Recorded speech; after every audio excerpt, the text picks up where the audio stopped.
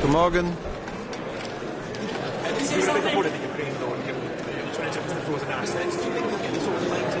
Sorry, didn't. Well, I think we have to do the loan. It's as simple as that. It has been politically decided, so it has to be executed. We have to continue to support Ukraine financially, but we have to put also more pressure on Russia. We're for the 20th package of sanctions. But I also believe that Europe should be present at the negotiating table. I don't think it's normal that we're financing the war, but that we're not present at the negotiating table. Sorry? Ich glaube nicht, dass wir russisches Gas kaufen sollen. Wir sollen die Ukraine voll unterstützen und auch die Druck auf Russland erhalten. Aber ich glaube auch, wenn wir den Krieg finanzieren, dass wir am Verhandlungstisch anwesend sein sollen. Und damit stehe ich doch nicht allein. Die mir zugeschriebene Normalisierung der Relationen zu Russland, das ist natürlich das bezieht auf eine Hypothese, wo man ein Friedensabkommen macht, das akzeptabel ist für Europa und Ukraine. Well, energy prices is the top priority. It was already, before the war in the Middle East, the absolute top priority of my agenda and I think the European agenda. And this has become all the more present, urgent after the events that we have been witnessing in the Middle East.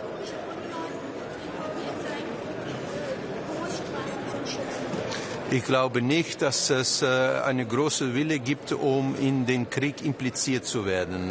Sicher nicht in Belgien. Gibt es einen Plan B, falls Orban nicht zustimmen kann heute? Ich glaube, dass ein Plan B existiert, aber ich glaube auch, dass es nicht klug ist, darüber zu reden. Aber glauben Sie, dass Orban das bevor der Wahl noch sich entscheiden würde? Glauben Sie das wirklich? Das glaube ich eigentlich nicht. Aber es gibt Lösungen bis den Wahlkampf in Ungarn und danach werden wir sehen. Okay? Danke.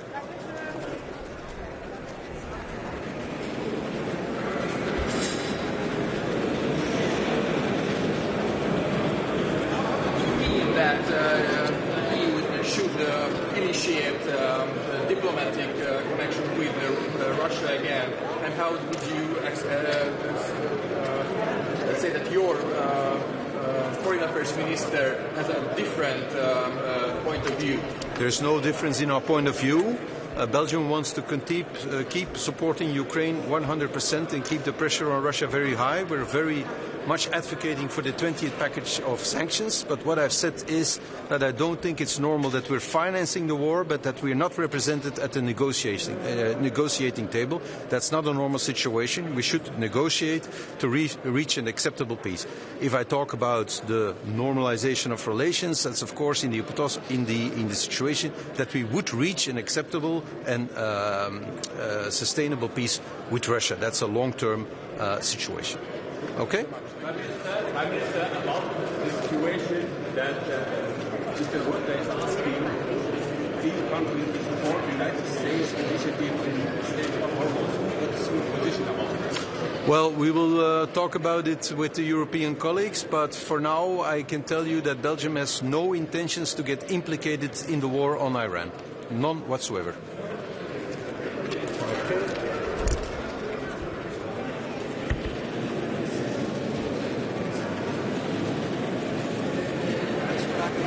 Rusland, heeft u de indruk dat u een en ander over uitleggen?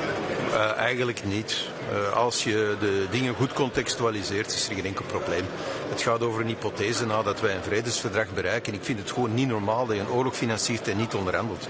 Er wordt onderhandeld, wij zijn niet vertegenwoordigd, maar wij financieren die oorlog. Dat is toch niet normaal. En daarmee sta ik niet alleen. Ook Frankrijk heeft dat al gezegd, Italië heeft dat al gezegd, grote leiders hebben dat al gezegd. En natuurlijk, ik heb dan gefilosofeerd over, ja, als je vrede bereikt, wat moet je dan op lange termijn met Rusland doen? Eeuwig in vijandschap leven of streven naar een normalisering? Ja, dan moet je streven naar normalisering. Ik denk dat dat heel normaal is als je dat correct duidt. Ik heb dat net voor de internationale pers gedaan. Ik heb niet de indruk dat daar dan nog iemand een probleem heeft. Straks ook Europese leiders daarover. Als ze mij er iets over vragen. Dus in het binnenland is dat een storm, maar ik weet niet of dat er in het buitenland veel meer is dan een rimpeling. u wou Rusland kreupels slaan met sancties. Dat wil ik nog altijd. Hè. Wij zijn absoluut voor het 20e pakket. Dat is voor ons zelfs heel belangrijk, hè, want dat gaat ook over de servicing van olie en gas. Dus daar moeten we mee voortdoen. Hè. 100% steun aan Oekraïne, 100% druk op Rusland, maar ook onderhandelen. We moeten toch een strategie hebben om te onderhandelen. Het kan toch niet de bedoeling zijn van nog jaren die oorlog door te zetten, nog heel veel Oekraïnse levens op te offeren om dan uiteindelijk wat te doen, toch te onderhandelen.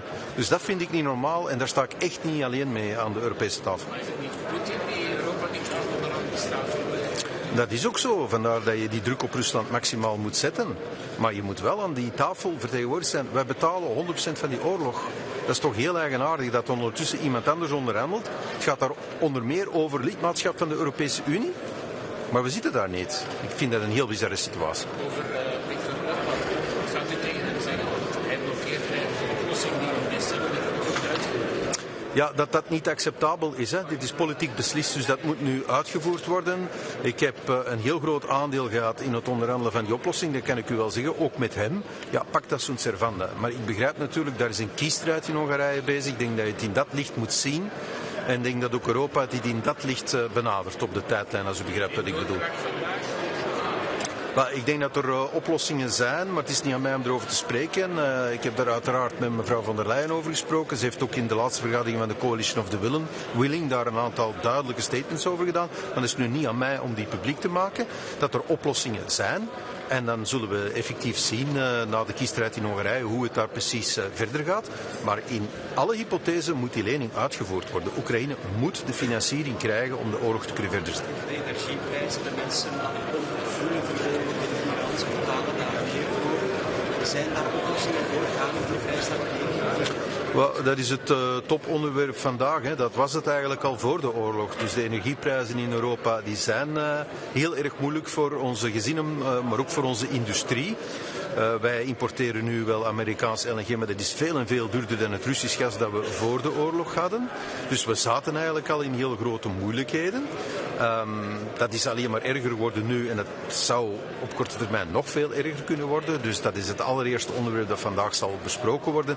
Ik heb een aantal voorstellen om op Europees niveau die prijs te kunnen mitigeren, maar ik zal die hier binnen ventileren.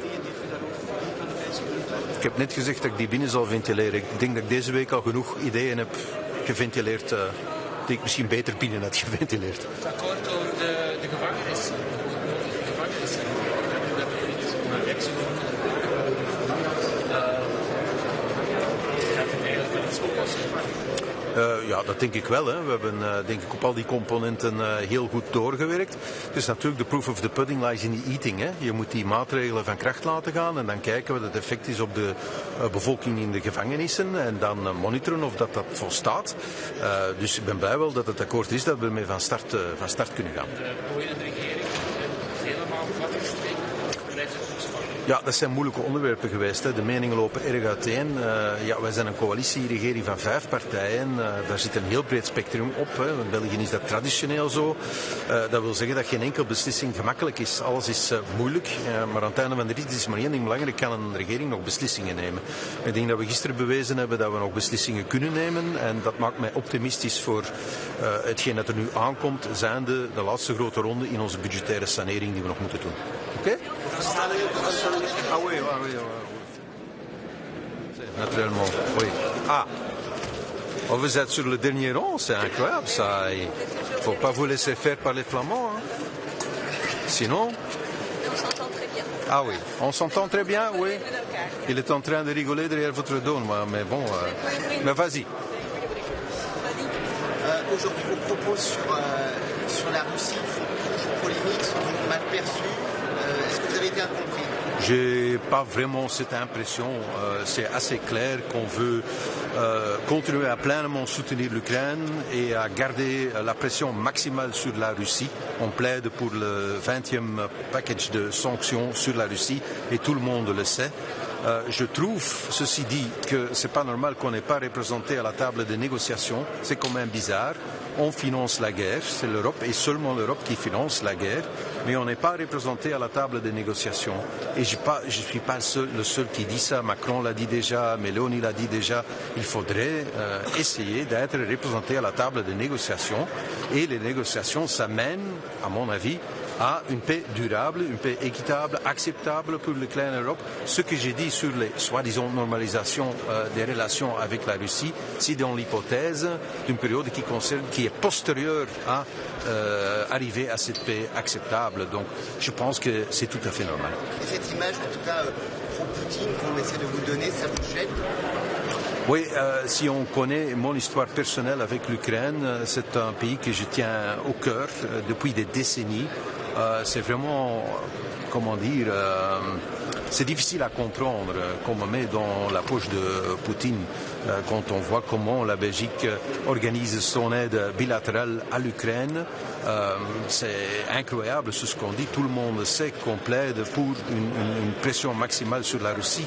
Donc qu'il n'y a aucun doute là-dessus. Justement, par rapport à la guerre en Ukraine, on sait que Viktor Orban bloque les 90 milliards de prêts à l'Ukraine. Comment peut-on encore convaincre M. Orban de débloquer la situation et de retirer son veto? Oui, peut-être ce sera compliqué avant les élections en Hongrie. J'ai l'impression que ça fait partie de sa campagne électorale. Mais en tout cas, il faut exécuter les décisions qu'on a prises ici. C'est inacceptable de décider avec les leaders et d'après dire mais je ne suis pas prêt à exécuter ce que j'ai décidé.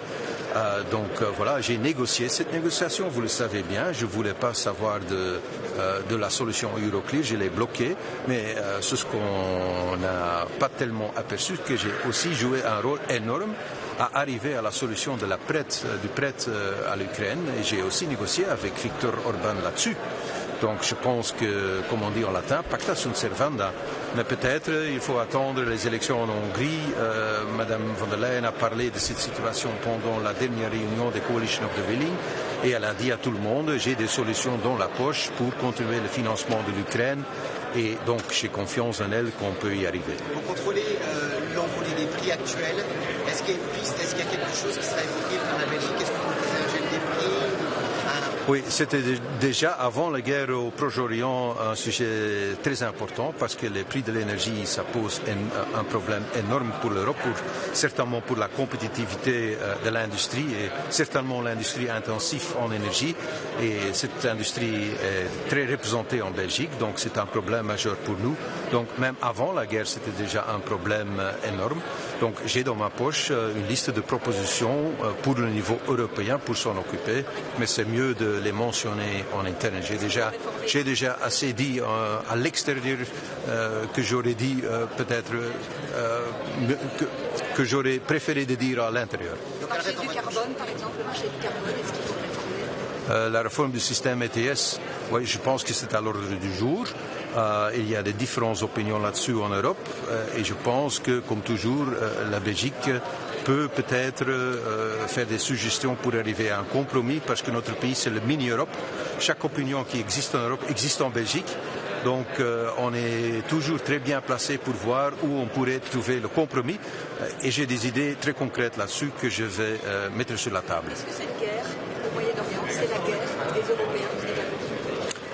Non, on n'a pas commencé cette guerre. Il n'y a aucune volonté en Belgique pour être impliqué dans la guerre contre l'Iran. Et je pense que ça ne va pas changer, mais je vais en parler avec les collègues européens. Mais je pense que c'est un sentiment partagé par les pays membres de l'Union européenne qu'on n'a pas voulu cette guerre, on n'a pas commencé cette guerre. Il nous manque une planification pour la guerre, une stratégie de sortie qui ne semble pas être là et que tout le monde ne veut qu'une chose, que cette guerre sera terminée aussi vite que possible et de ne pas être impliqué. Autre question, si on doit faire des efforts pour protéger des pays tiers qui sont impliqués contre leur volonté. Ça, c'est une question au niveau européen et aussi au niveau de la Belgique, si on doit le faire, oui ou non. Et la voie diplomatique, sur la voie diplomatique, l'Europe peut jouer un rôle? Oui, je pense que oui, mais c'est peut-être mieux d'en discuter à l'intérieur. Voilà.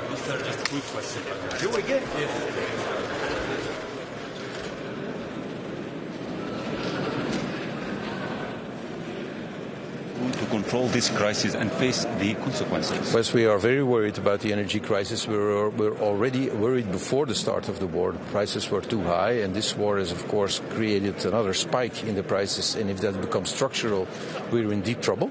And I think at the European level, some measures can be taken to address the problem of the high energy prices. I will have some propositions about that, but I will, of course, put them on the table inside and not tell them to the press. But I think, to give you one example, ETS reform is high on the agenda. Thank you, Prime Minister. Okay. Now, on the other side.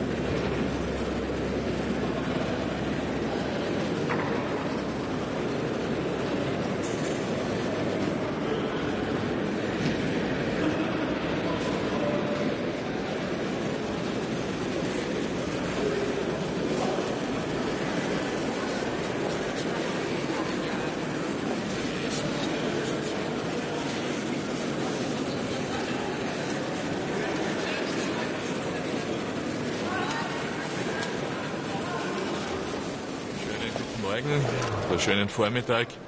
Der heutige Europäische Rat hat ja die Wettbewerbsfähigkeit im Fokus, aber natürlich ist in diesem Zusammenhang auch die Entwicklung im Nahen Osten eine, die uns beschäftigen wird, und auch die Auswirkungen, die diese Entwicklung auf die Wettbewerbsfähigkeit, vor allem auf die Energiepreise in Europa haben wird. Neben der Versorgungssicherheit wissen wir, dass die Energiepreise die Wettbewerbsfähigkeit maßgeblich beeinflussen. Und ich sage ganz offen, wir haben hier zwar einen Vorschlag der Kommission erhalten, da sind im Wesentlichen nationale Maßnahmen angeführt, die sind mir bewusst, die setzen wir auch. Wir haben ja gestern eine Senkung der Treibstoffpreise beschlossen von etwa 10 Cent pro Liter. Aber das ist für mich zu wenig auf europäischer Ebene. Ich brauche hier auch europäische Lösungen, und daher werden wir auch darüber reden müssen, was hier noch passieren kann und muss, damit wir zu besseren Preisen am Energiesektor auch in Österreich kommen. Sie wissen, wir erzeugen etwa 90% des Jahresverbrauchs aus Erneuerbaren, bezahlen dafür aber den Preis für Strom, wie er aus Gaskraftwerken erzeugt wird. Das ist fast das Doppelte. Und das ist ein Umstand, der so nicht zu akzeptieren ist. Und das kann ich auch nicht nur auf nationaler Ebene lösen. Da braucht es auch europäische Lösungen. Das zweite Thema sind die ETS-Zertifikate. Ich habe mich sehr dafür verwendet, auch einen Brief geschrieben, der mittlerweile von 9 anderen Staaten unterstützt wird, damit die Gratiszertifikate über 2034 hinaus verlängert werden und gleichzeitig auch eine Herausrechnung des Gaspreises aus den Zertifikaten erfolgen kann. Das würde auch dazu führen, dass eine Verbilligung erfolgt, und das braucht unsere Industrie dringend. Und am Binnenmarkt habe ich eine erfreuliche Nachricht. Meine ständigen Bemühungen, den Österreich-Aufschlag zum Verschwinden zu bringen, zeigen Erfolge. Ich gehe davon aus, dass wir in den Schlussfolgerungen dazu auch eine Bestimmung haben werden. Das heißt, diese Ungleichbehandlung am Binnenmarkt ist jetzt auch ein Thema, mit dem sich die Kommission und der Rat beschäftigt. Ich freue mich sehr darüber. Und letztlich geht es natürlich auch darum, dass wir die Energieversorgung insgesamt in Europa im Auge haben. Österreich hat hier ja schon diversifiziert. Das heißt, wir beziehen ja kein Öl und kein Gas mehr aus Russland. Wir haben uns breiter aufgestellt. Wir haben auch Reserven für Öl und Gas angelegt. Das hilft uns in der derzeitigen Situation. Aber generell, Sie haben die Entwicklung der letzten 24 Stunden mit beobachtet, ist es eine besorgniserregende Lage im Nahen Osten. Und wir müssen alles tun, dass wir die Auswirkungen auf die Wirtschaft, auf unsere Gesellschaft so gering wie möglich halten. Das Ganze zu den Ladezertifikaten. Wie lange sollen die dann verlängert werden, beziehungsweise was erhofft sich dadurch? Weil die österreichische Industrie ist ja eigentlich gut darauf eingestellt, wenn wir von fossilen früher ausgestiegen wären, hätten wir jetzt viele Probleme nicht. Ja, hätte Ware, sagt man in Österreich, ist eine Lösung, die in der Situation nicht viel hilft. Die Gratiszertifikate bedeuten, dass die Industrie eine Kostenentlastung bekommt. Und ich glaube, dass gerade jetzt bei steigenden Energiepreisen das Gebot der Stunde ist. Und wenn wir die Wettbewerbsfähigkeit erhalten wollen in Europa, dann sollten wir uns gut überlegen, ob jetzt der Zeitpunkt ist, auf diesem Zertifikatensystem so zu bleiben, wie es derzeit konzipiert ist. Sie erwarten sich noch mehr von der Kommission der Europäischen Union. In welche Richtung soll es gehen? Ja, wenn das Merit-Order-System beibehalten wird, dann haben wir den Umstand, dass wir für erneuerbare Energie, also Strom aus erneuerbarer Energie, den Preis bezahlen, wie wenn er aus Gaskraftwerken kommen würde. Das ist keine gute Lösung. Und wenn das derzeit nicht änderbar ist, dann sollten wir uns überlegen, wie wir den Gaspreis senken können, weil der dann letztlich wieder für den Strompreis maßgeblich ist. Und da brauche ich auch eine europäische Lösung. Mir ist schon bewusst, dass wir mit Förderungen, Unterstützungen, Steuersenkungen national was tun können. Das machen wir. Aber dafür braucht es keine Europäische Union, dafür braucht es keine Kommission. Daher ist mein dringender Appell, hier mehr zu tun und größer zu denken und größer zu lösen und es nicht bei den Nationalstaaten zu belassen. Eine Frage noch, Sie können Premier Viktor Orban hier in den 90 Jahren der Ukraine. Werden Sie heute darauf ansprechen und Druck machen? Ich gehe davon aus, dass das auch Thema ist in der heutigen Sitzung. Viktor Orban hat dieser Unterstützung der Ukraine zugestimmt und ich glaube, dass man sich auch an die eigenen Beschlüsse halten sollte. Und die Energieversorgung Ungarns, hier gibt es ja Angebote anderer Mitgliedstaaten der Europäischen Union, insbesondere Kroatien, könnte er sichergestellt sein. Und daher glaube ich, dass man sich dringend an die Beschlüsse halten sollte und sie nicht aus innenpolitischen Überlegungen blockieren sollte. Herr Bundeskanzler, Sie haben gerade die innenpolitischen Probleme angesprochen. Also die Wahl in Ungarn ist ja am 12. April. Denken Sie wirklich, dass es davor jetzt noch eine Bewegung gibt bei Orban mit dem 90 Billion Loan? Wenn nicht, was kann man in dieser Zeit als Überbrückung machen? Ob es eine Bewegung gibt, muss Orban für sich selbst entscheiden. Aber ich gehe davon aus, dass das, was wir beschließen und auch wo er zugestimmt hat, umzusetzen ist. Und wenn die Energieversorgung offensichtlich ein vorgeschobenes Argument ist, dann müssen wir uns darüber unterhalten, was dahinter liegt. Und wenn das der Wahlkampf ist, dann glaube ich, dass wir auch ehrlich miteinander umgehen müssen und sagen, das ist kein Argument im Hinblick darauf, wie es der Ukraine geht, wie es den Menschen in der Ukraine geht und was man selbst auch beschlossen hat. Inwiefern soll sich die EU in der Straße verschließen?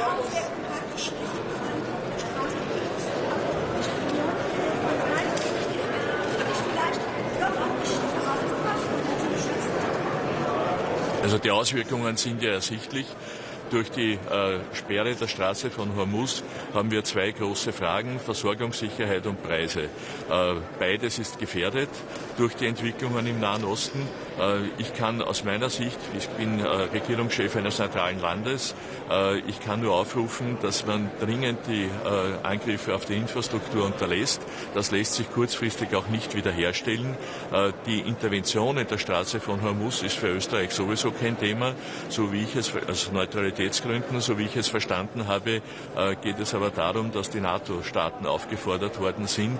Also ist es eine Frage der NATO, die ist auch eindeutig beantwortet worden. Auch die EU-Mitgliedstaaten haben dazu eine klare Meinung, dass sie sich in diesen Konflikt, der nicht von uns begonnen wurde, auf diese Weise nicht hineinziehen lassen wollen. Möchten Sie eine Reaktion der Amerikaner in Form von Zöllen vielleicht, oder wenn Sie sich dann Die Handlungsweise der Vereinigten Staaten ist schwer vorhersehbar. Sie sehen ja auch in der derzeitigen Entwicklung im Nahen Osten, dass hier die Strategie schwer zu erkennen ist. Wie reagiert wird, weiß ich nicht, aber Europa und auch Österreich wird sich nicht erpressen lassen.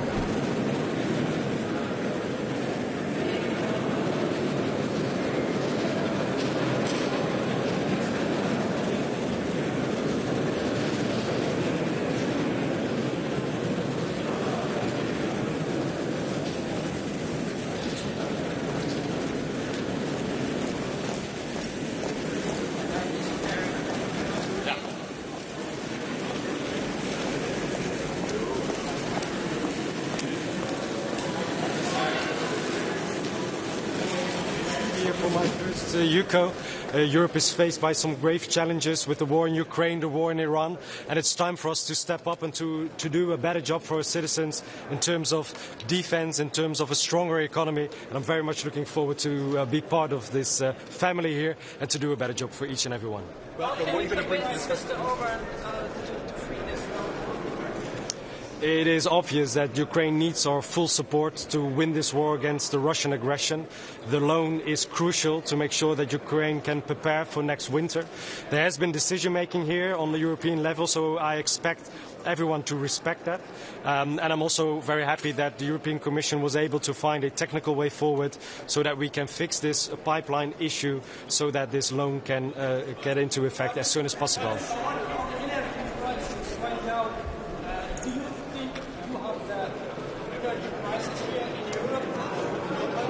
Obviously, the war in Iran is also affecting us in terms of higher energy prices.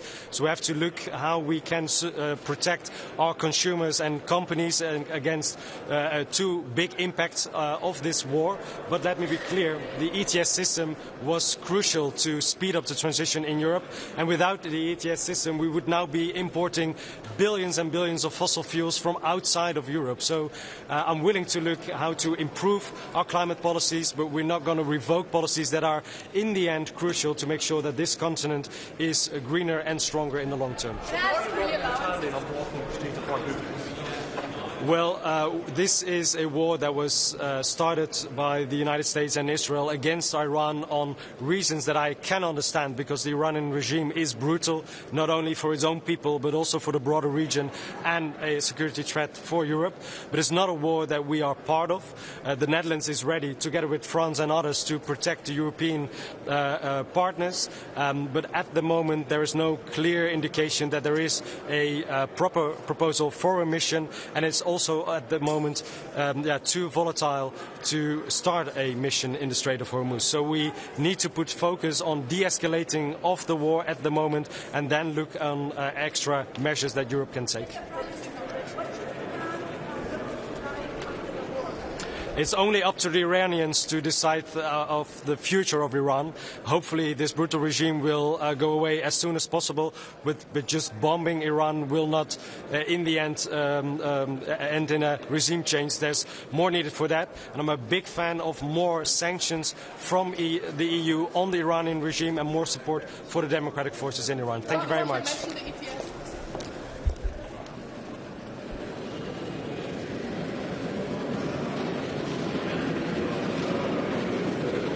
We kijken eruit om hier namens Nederland actief te zijn. Er is veel aan de hand in de wereld. Je moet meteen vol aan de bak. Zeker, er is een oorlog in Iran, een oorlog in Oekraïne en een hele grote noodzaak om ons Europa meer te doen aan onze veiligheid en een sterke economie, zodat we die investeringen kunnen betalen. De afgelopen dagen is de gasprijs verder omhoog gegaan. Wordt de noodzaak toch niet steeds groter om heel snel met maatregelen te komen? We moeten als Europa echt goed op voorbereid zijn dat de oorlog in Iran langer kan duren en dat het ook langer leidt tot hogere energieprijzen. En ik ben ook blij dat we daarom vandaag ook kunnen spreken over de mogelijke maatregelen die we kunnen inzetten om ook Europese consumenten en bedrijven daar tegen te beschermen. Zegt de Europese Commissie, het is toch vooral aan de landen zelf om maatregelen te nemen. Gaat u dat inderdaad doen? Ja, wij zijn ook als Nederlands kabinet ons aan het voorbereiden op mogelijke maatregelen. Maar ik vind het ook verstandig dat we hier nu niet in Europa te hard van stapel lopen. Omdat dat ook kan leiden tot maatregelen die goed zijn voor andere EU-landen, maar slecht zouden kunnen uitpakken voor de Nederlandse energietransitie en ook voor de rekening die Nederlanders betalen. Het gaat over Iran, het gaat over energieprijzen. Hoe pijnlijk is het dat Oekraïne naar de achtergrond lijkt te gaan? Dat is pijnlijk en ook onacceptabel, omdat de Oekraïners al nu het 5e jaar ingaan van een verschrikkelijke oorlog tegen Rusland. Ze hebben onze steun nodig. Een deel van die steun wordt nu geblokkeerd door Hongarije. En daar moeten we vandaag ook weer klip en klaar over zijn. Dat veto van Hongarije is onacceptabel en die meer steun voor Oekraïne moet er zo snel mogelijk komen. U kan dat vinden, het lijkt er niet op dat meneer Orbán zijn blokkade gaat opheffen. Nee, maar gelukkig vinden we dat ook wel echt collectief. Dat ook Hongarije nog niet zo heel lang geleden heeft ingestemd met extra steun voor Oekraïne. En we gaan hem ook aan die afspraak houden. Heeft u een plan B? Nee, we moeten het ook niet over een plan B hebben, want dan zouden we zwichten voor de chantage van Orbán. En dat is echt het laatste wat we moeten doen. De wapens voor Oekraïne, daar lijkt wel echt grote zorgen over te ontstaan. Oekraïne kan straks veel moeilijker aan wapens komen. Ja, we zien door de oorlog in Iran dat daar heel veel wapens de lucht in worden geschoten die eigenlijk ook in Oekraïne hard nodig zijn. Dus hoe kunnen we onze partners in het Midden-Oosten helpen om met simpelere technieken zich te verdedigen tegen de barbaarse aanvallen van Iran, zodat er ook hulp overblijft voor Oekraïne, zodat ze ook weer klaar zijn voor de volgende winter en zich kunnen blijven verdedigen tegen de Russische aanvallen. Tot slot, het is uw eerste top. Wat betekent dat? Het is bijzonder om hier op een eerste top te zijn, maar ik heb er ook wel heel veel zin in om nieuwe energie te brengen in deze raad, maar ook wel met een hele duidelijke boodschap. Je kan als Europese leiders de hele dag klagen over wat er in de rest van de wereld gebeurt, of je gaat zelf even wat beter je best doen om voor alle Europese inwoners gewoon beter beleid af te leveren. Wat gaat u zeggen tegen Viktor Orbán? Ik heb hem de afgelopen week een paar keer via de app gesproken. Daar is duidelijk, we agree to disagree. Maar dan geldt ook in de Europese familie dat je daar wel met elkaar het gesprek over voert. Ik zie hem zo meteen bij het migratieontbijt voor het eerst ook in deze nieuwe rol. Wat vindt u van de relatieve winst van de lokale partijen naar de landelijke partijen wat liggen? En wat vindt u van de winst van Forum voor Democratie, vooral in gemeenten waar ACC's tegen staan? Laat u zich Ja, allereerst denk ik een groot compliment naar al die lokale partijen die inderdaad een hele goede uitslag hebben neergezet. Ik ben blij dat D66, maar ook de andere coalitiepartijen het heel netjes hebben gedaan. Op een aantal plekken ook zetels hebben gewonnen of zelfs de grootste zijn geworden. En inderdaad, in een aantal gemeentes heeft het migratiedossier... Nem spekulálunk, majd ha megjött az olaj, akkor megoldódik a helyzet. Addig nem. Azt mondta Dunaújvárosban, hogy csatába indul, mit tekintene győzelemnek? Ha hazajutok.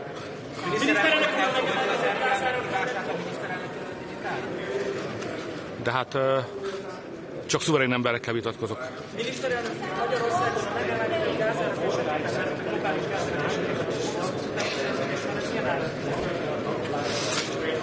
Ezt szeretném megtudni majd a mai tanácskozás végén, mert a mai tanácskozás az arról szól, hogy fenyeget egy olajvilággazdasági válság, ami legsúlyosabban Európát érintheti, és ma azt kell megvitatnunk, hogy ezt hogyan védjük ki. Magyarországnak megvannak a saját nemzeti eszközei, de nekünk európai megoldásra is szükségünk van.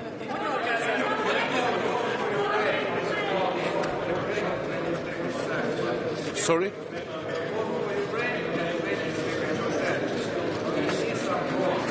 No.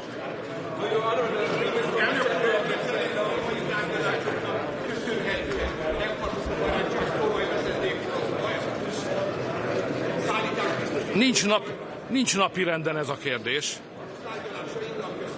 Nincs az előrejelzett napirendek között ez a kérdés. Ez előkerülhet. Én nem remélek semmit a brüsszeliektől.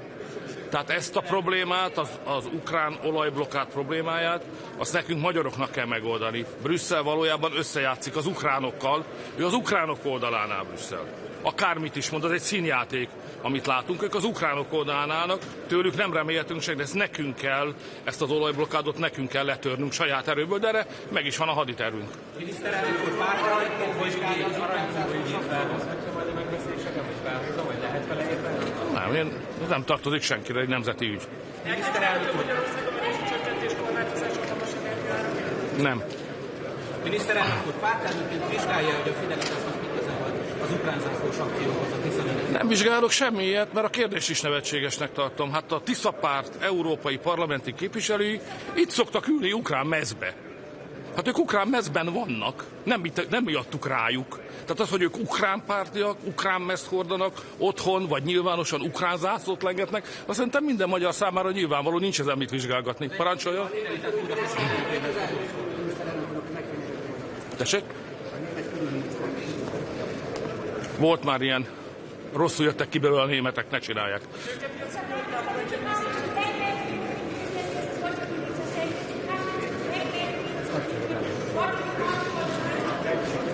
Me? We would like to get the oil which is ours from the Ukrainians, which is now blocked by the Ukrainians. I will never support any kind of decision here which is in favor of Ukraine. Still, the Hungarians are not able to get the oil which belongs to us.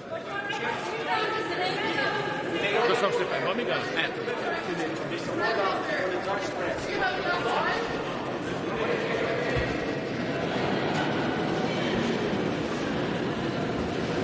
Change your mind about the 90 billion euros for Ukraine?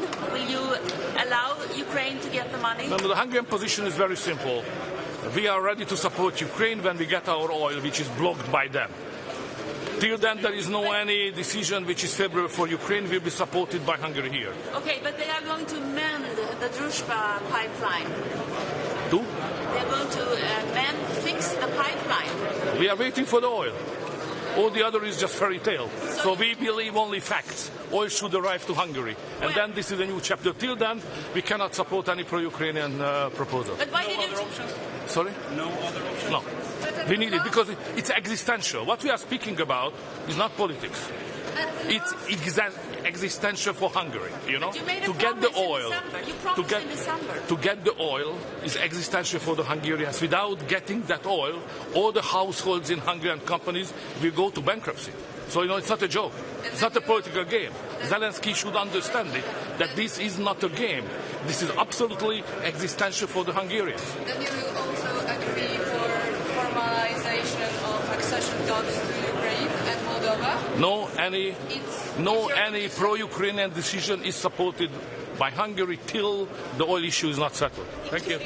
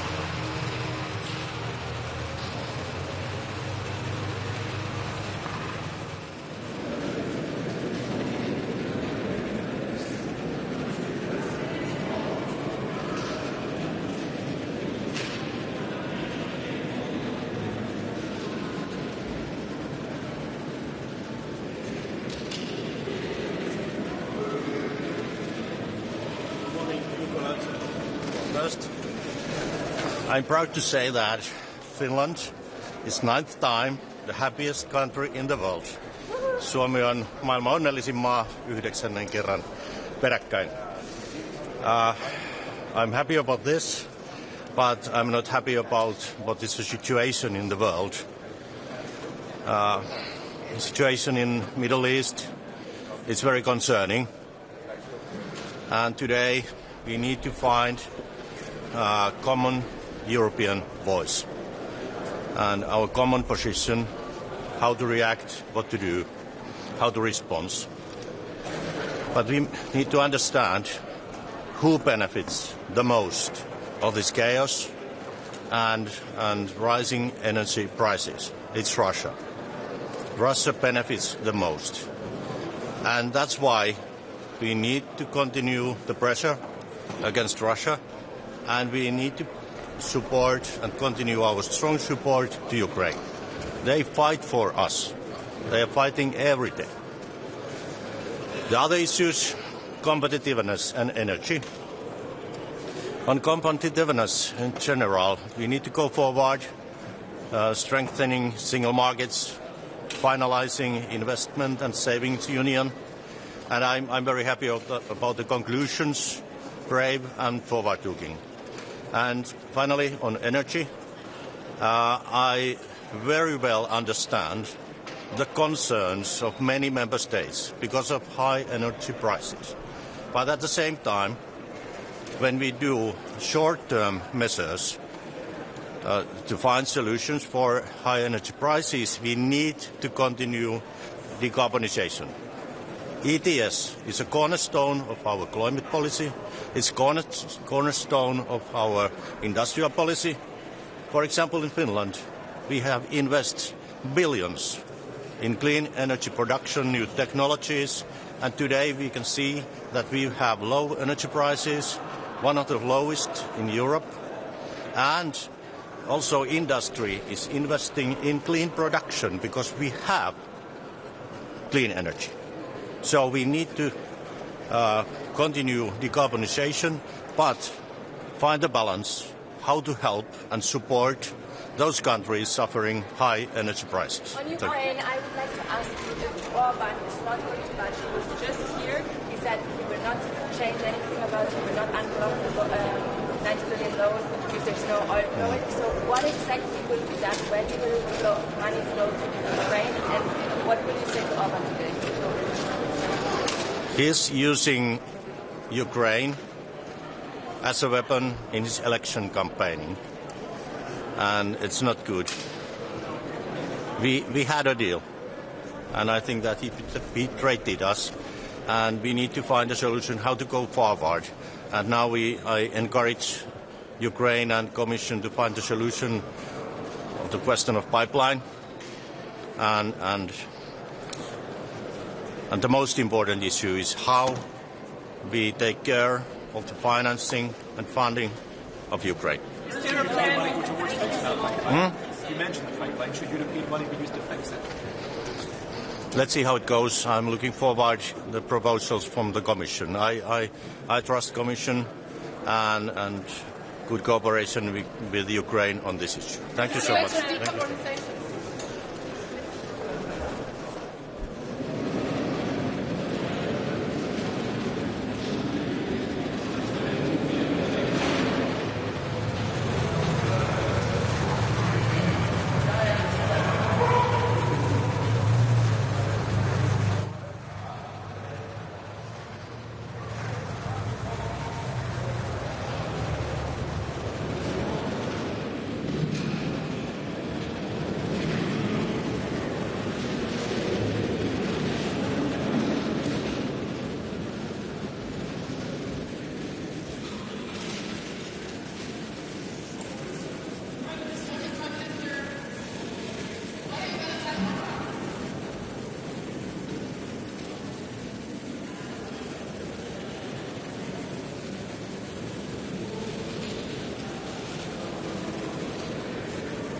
Varandra. Vi som är i normal längd, eller på att säga.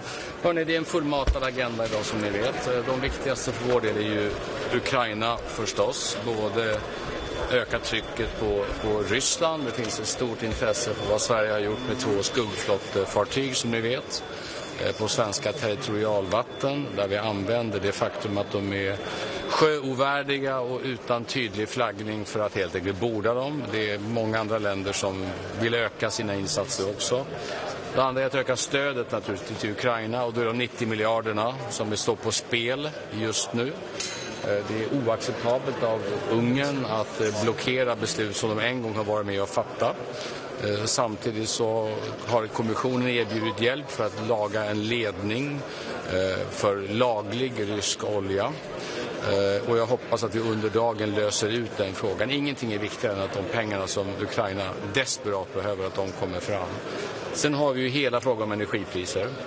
Det är ju följd av vad som händer i Iran som ni vet just nu, och vi har ju redan sänkt elskatten i Sverige. Nu går vi vidare med, vi vill ha möjligheter att också att själva ha rådighet över bränslepriserna. Det kräver ett formellt beslut i EU och dessutom möjlighet att utöka elstödet om vi i Sverige väljer att göra det. Sist och slutligen så har vi en diskussion som ni vet där en del försöker i praktiken lägga beslag på svenska flaskhalsavgifter som svenska elkonsumenter betalar för att det är olika priser i Sverige. Ingen har missat vårt mycket explicita nej till den saken. Jag tror att Ebba Busch var påtagligt tydlig häromdagen också. Det har inte förändrats utan vi kommer med näbbar och klor försvara svenska intressen i den frågan. Och den är inte avgjord än. Det är ungefär där de stora frågorna för svensk del ligger idag. Orban säger på väg in att oljan måste flöda igen, annars blir det inga pengar till Ukraina. Alltså, vad kan ni göra för att övertyga honom?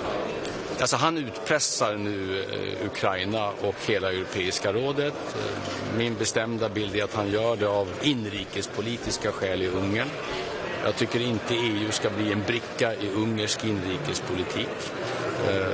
Oljan i den ledningen, den är laglig. Man kan ha starka synpunkter och den borde användas överhuvudtaget, men den är inte olaglig, den bryter inte mot sanktioner. Kommissionen har erbjudit sig att hjälpa till att laga den ledningen. Sverige har också sagt oss vara beredda att medverka i en sån. Vi har personal på plats som skulle kunna hjälpa till i detta. Inte för att stötta Ryssland utan för att stötta Ukraina. Så om inte den här frågan avgörs idag då får Ukraina allvarliga problem och jag är rädd för att det är precis det som Ungern är ute efter. Finns det någon form av plan? Någon form av alternativ finansieringsmöjlighet? Ja, det finns ju överbryggningspengar naturligtvis. Det finns det alltid. Det finns en del pengar från IMF också. Men det stora stödet, det är EU-stöd. Och att detta ska hamna mitt inne som en bricka i ungersk inrikespolitik inför ett ungerskt val, det är vad Sverige tycker om det tror jag Ungern vet i det här laget. TV4. Vad ska du säga till Viktor Orbán? Du satt ju här och hörde honom lova en finansiering i december. Nu har han tagit tillbaka det löftet. Vad kommer du att säga till honom? Att Sverige är bland de många länder som står vid sitt ord. När vi fattar ett beslut på Europeiska rådet, ibland också kompromisser som vi inte tycker är perfekta, så står vi i det ordet även efteråt. Vi ändrar oss inte och sviker löften som är givna här. Framförallt inte när det så brutalt drabbar ett annat land. Så att det finns en mycket hög förväntan på att han under dagen ger Ukraina grönt ljus. När det gäller Iran så sker ju väldigt många otroligt obehagliga saker nu. Man har inlett avrättningar av politiska fångar. Sverige har ytterligare medborgare i fängelse. Hur ser du på utvecklingen och finns det någonting som EU gemensamt kan göra för de européer som av olika skäl är fängslade i Iran? Det är ju många europeiska länder som precis som Sverige har människor som sitter inte minst i Evin-fängelset, det berömda och ökända fängelset i Teheran där också Johan Flodérus satt. Så att det är många som är engagerade. Jag tror alla förstår att möjligheten att just nu agera är begränsade även om vi alla gör det diplomatiskt. Så jag tror att vad som händer på marken i Iran de kommande dygnen kommer att avgöra också väldigt mycket ödet för ett antal europeer som europeer med iransk bakgrund som sitter i fängelse. Sveriges Radio. Orban sa till alla som vill höra här att olja och fixa allt det här. Det är ett löfte som alla liksom är det inte där man slutar på att man helt enkelt ger Orban det han vill ha och loss det här? Ja, men som jag uppfattar kommissionens arbete just nu går ut på att snabbt på plats vara med och reparera den ledning som Ryssland har saboterat och som just nu leder till brist på olja i Ungern och Slovakien. Jag har svårt att se att det borde finnas en ganska rimlig landningszon där. Så att så fort det beslutet är fattat så borde Ungern släppa sin blockering av stöd till Ukraina. Det är den pragmatiska lösningen som leder till att Ukraina får de pengar som behövs. Men där är vi ännu inte. Men är det ganska stort att det här löser ut? Det skulle jag hoppas att det är. Men sen tror jag det ligger många detaljer. ska man tolka av någon bokstav att oljan ska flöda? Jag kan inte bedöma exakt hur lång tid det tar att laga en sån ledning. Men det är klart att den inte flödar samma dag som man åker dit för att börja reparera den. Så här kommer krävas en vilja att stå upp för givna löften om det här ska fungera. För annars är det Ukraina som blir lidande på detta. Men om vi kommer medverka till en sån lösning, att visa pragmatism just nu i syfte att rädda Ukraina, det är det rätt att göra. Förutom den här strategin att betona för Orbán vikten att hålla sitt ord, finns det andra S i rockärmen? Hur kan man sätta press på något? Alltså S i rockarmen, det här är ju, det Europeiska rådet är ju en forum där man fattar beslut i enighet. Och det var därför det var så viktigt det eniga beslut vi fattade om att bidra med de 90 miljarderna. Så att det beslutet är fattat. Så det finns liksom, man kan inte trolla med knäna här, utan det kräver enighet och det betyder att ett land kan blockera beslutsfattande även när det är väldigt olyckligt att det sker. Jag går över till Iran. Donald Trump har hotat att bomba världens största gasfält. Kan du kommentera det och berätta om ditt worst case respektive best case scenario? Det finns ju alla scenarier just nu. Det ärliga svaret är att ingen vet just nu vad som kommer att hända. Vi fortsätter förstås dela förhoppningar med väldigt många i Iran om att det här skulle kunna sluta med en bättre regim i Iran. Vi hade libanesiska politiker på ett möte i morse som beskriver hur Iran opererar i Libanon och är en extremt destruktiv kraft i hela regionen. Så det finns sådana förhoppningar och samtidigt är det lätt att se alla farhågor just nu med en totalt kaotisk situation i hela regionen med spridningseffekter i de andra gulfstaterna med enorma priseffekter på energi, olja och på gas i Europa. Så det finns stora risker i detta också. I Sverige är vi förskonade i så mått att vi är mindre beroende framförallt av gaspriserna än vad många andra länder är. Vi har ett eget elsystem. Sen påverkas vi ändå och vi har muskler att kunna kompensera om det här blir väldigt, väldigt illa. Men det här är en otroligt allvarlig situation, både prismässigt och säkerhetsmässigt. Dagens nyheter. Nej, men som jag sagt, vi står helt beredda att agera både när det gäller elprisstöd och när det gäller bränslepriser om det här får långvariga effekter. Det är ingenting vi gör enkelt och det kräver också EU-beslut. Därför är det här dagens möte så viktigt. Vem sa du?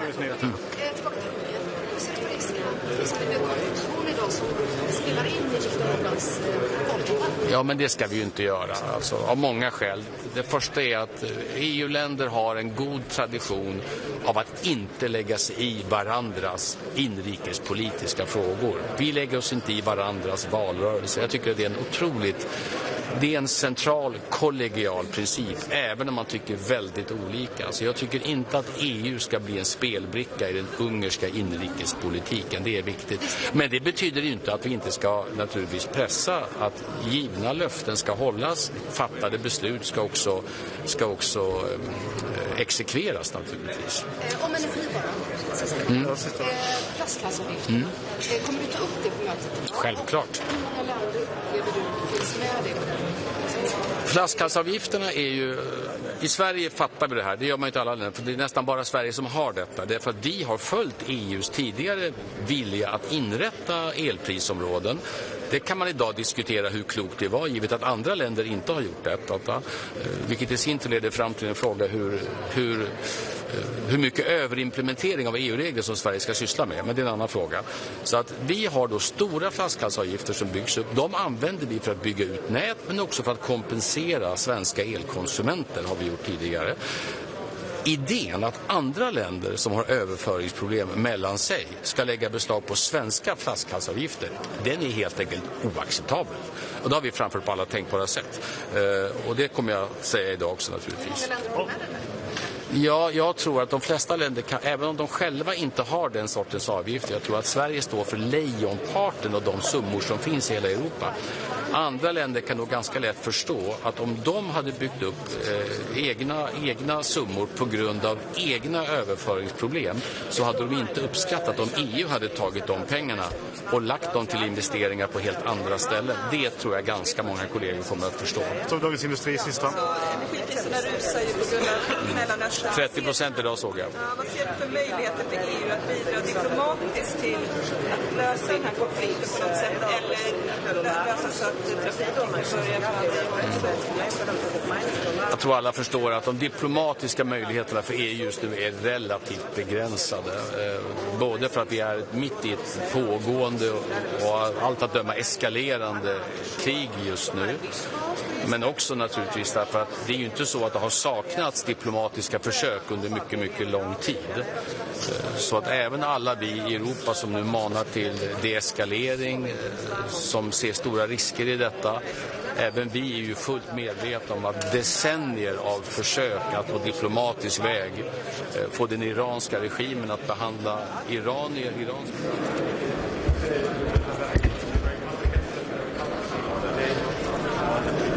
This evening is fluctuations of the prices of especially of the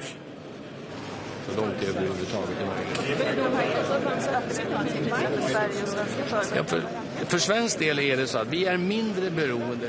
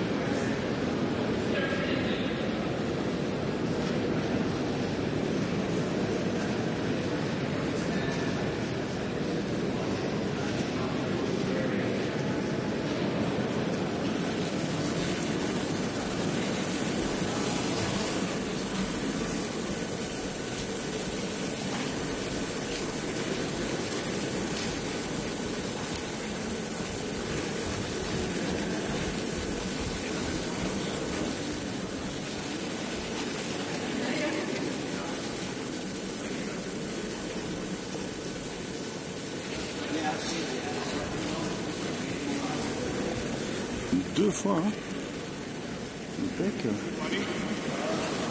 2026 is the European Year of Competitiveness. And today the leaders will focus on competitiveness. Boost economic competitiveness is essential to increase our economic growth, to create quality jobs, but it's also essential to increase our strategic autonomy. And today we will deliver in our One Europe, One Market agenda, as we promised some weeks ago in our retreat in Aldenbizi. The 28th regime, now so-called the EU Inc., is a very good first step. But we need to continue. We need to integrate energy and telecommunication sector in the single market. We need to pursue our simplification agenda, and we need to invest more on innovation in the new sectors, AI, quantum computer. We need to invest more in skills, reskills, upskills, life learning. Then we need to have a next budget fit for this purpose. And of course, we need also to mobilize the European savings to support investments. And for this to conclude the Saving and Investment Union, it's very, very important. That's why today we will approve a very concrete measures with a concrete timeline to deliver our agenda by the end of 2027 at last, but with several measures that we need to adopt until the end of this year. Of course, nobody can ignore that we are facing challenging times on energy, and we need to address this. The current conflict in Iran shows once again that the best way to have a predictable and reliable horizon on our energy is to increase the homegrown production of energy.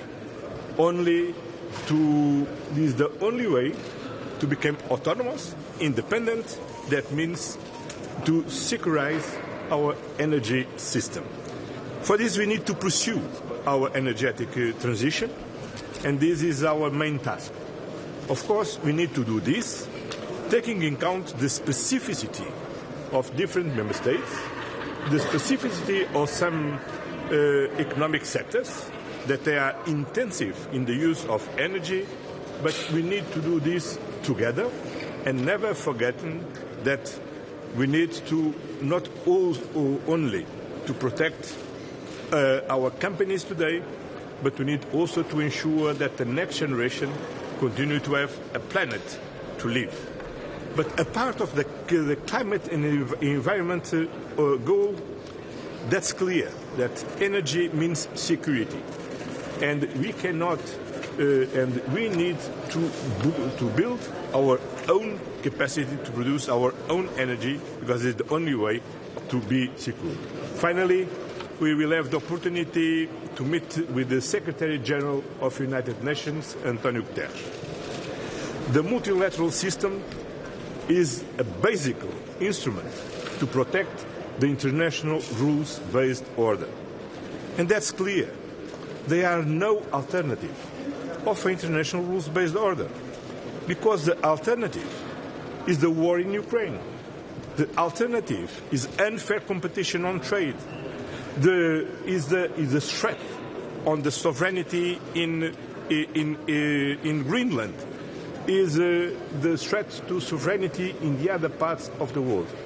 Then, if you want to preserve stability, if you want to preserve peace, we need to uphold the international law and underpin the multilateral system. And this meeting with António Guterres is very important, not only to address the dramatic situation now in the Middle East, namely what's happening in Lebanon, that is dramatically, and also to never forget that it's urgent to mobilize the international community to support the Gaza population, because we need to clean the rebels, we need to ensure water supply, energy supply, emergency chill for people living in Gaza, because we are moving from a conflict to the other conflict, but unfortunately the war in Ukraine didn't stop.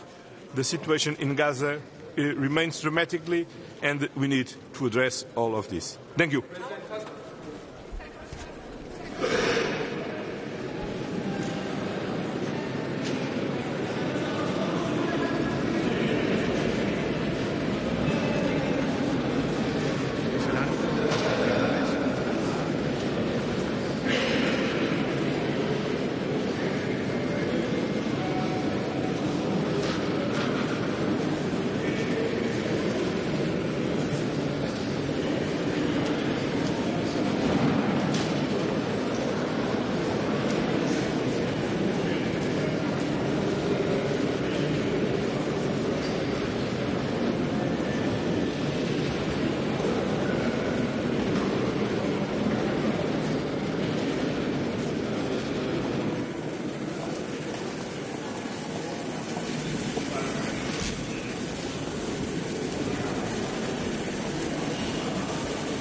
Last night we were celebrating, at least some of us. Oops. I helped the media.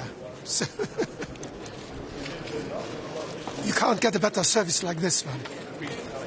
So last night some of us were celebrating, many of us actually, of European leaders were celebrating the 50th anniversary of the European People's Party. And it reminded us what a marvelous project Europe is. It was created after the Second World War to have peace. We did the enlargement 20 years ago to strengthen democracy. And we often forget that because we have the European Union, we are living in peace and in democracy. And when I look at the world today, this is even more important than ever before. So we should, first of all, think about what we have achieved and what we have to defend. And therefore, I'm very concerned about the world around us. But I'm very confident that Europe, the European Union, can find a positive solution to many of these situations. We have a very worrying situation in the Middle East. This has an impact on all of us in security terms, in energy terms. But again, we have to, together, to protect our people, to make sure that we help each other, we help and protect our populations, and that is what we are doing, and that is why it's very good that we see each other today to exchange views on how we can move forward. Again, protecting the European project as a project of peace, prosperity and stability. We seriously we condemn the attacks on the Gulf states. I mean, these are countries that are our partners. We know them well. We depend on them for fossil fuels, and we do not like them to be attacked by Iran or by anybody else. And we must make sure that there's a de-escalation in the region. We also have to think of the Iranian people. They have suffered for 40 years. This situation probably cannot be changed by force, but we nevertheless need to keep them in our mind and to support them so that they can freely decide by whom they are governed, and certainly that this dictatorship in Iran finds an end. So diplomacy and support for the Iranians, for the Iranian people, is very important. We should also not forget Ukraine. So we have both in the Middle East and in Ukraine a terrible situation. And again, Europe is there to support stability and peace. And we will continue to support Ukraine. I look forward to listening to President Zelensky later on. They need to get the financial support, the military support, the humanitarian support, and we will not forget them. And in general, of course, I hope we also find sufficient time to discuss competitiveness, because if we want to have peace, stability, we also need to have an economy that works, that brings about the prosperity for our people, and therefore we must make progress on the capital markets union, we must make progress on the simplification, We must make progress on the new idea of the 28th regime, a more simple corporate law for companies. And I'm convinced that the three institutions will make progress on that in the coming months. So a lot on the agenda. All is a little bit linked, but again, Europe is a marvelous project, because without the European Union we would not have this peace and prosperity that we enjoy, but we want to spread it, and international law is of course necessary to have that peace and stability also around us, because without peace around us, our democracies, our stability, our peace is also threatened. We are not at war, but we are certainly not at a full speed peace as we would like to have it. Wie wütend sind Sie auf Herrn Orban, dass schon wieder ein EU-Vorhaben? I see the strengths of the European project, and I think that at 26, if somebody is blocking, we can always move forward. That's what we have done in the past, and we should focus on our strengths and not on the blocking factors. Do you think there will be a solution before the Hungarian election? I hope so. We will discuss that, and certainly we can support Ukraine also in the meantime. This is something that probably will be solved in the near future.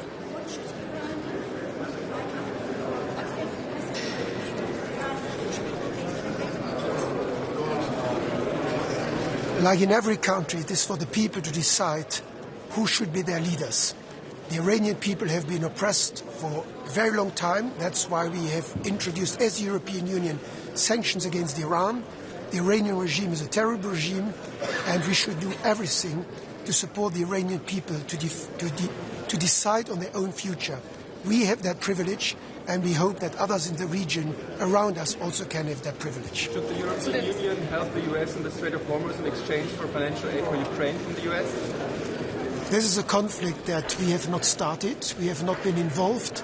None of the European countries have been involved, and we don't want to get drawn into a conflict that we have not been consulted about.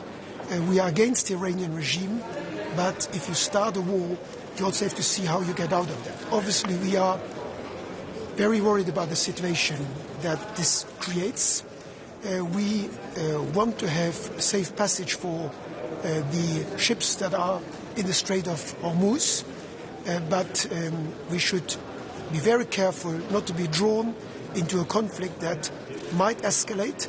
We are arguing in favor of de-escalation. For diplomacy, it's never too late for diplomacy. Was kann heute beschlossen werden von EU?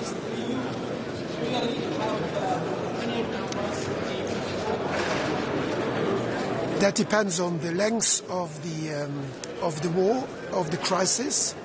We see already now an impact on the prices, but for now we still have necessary reserves.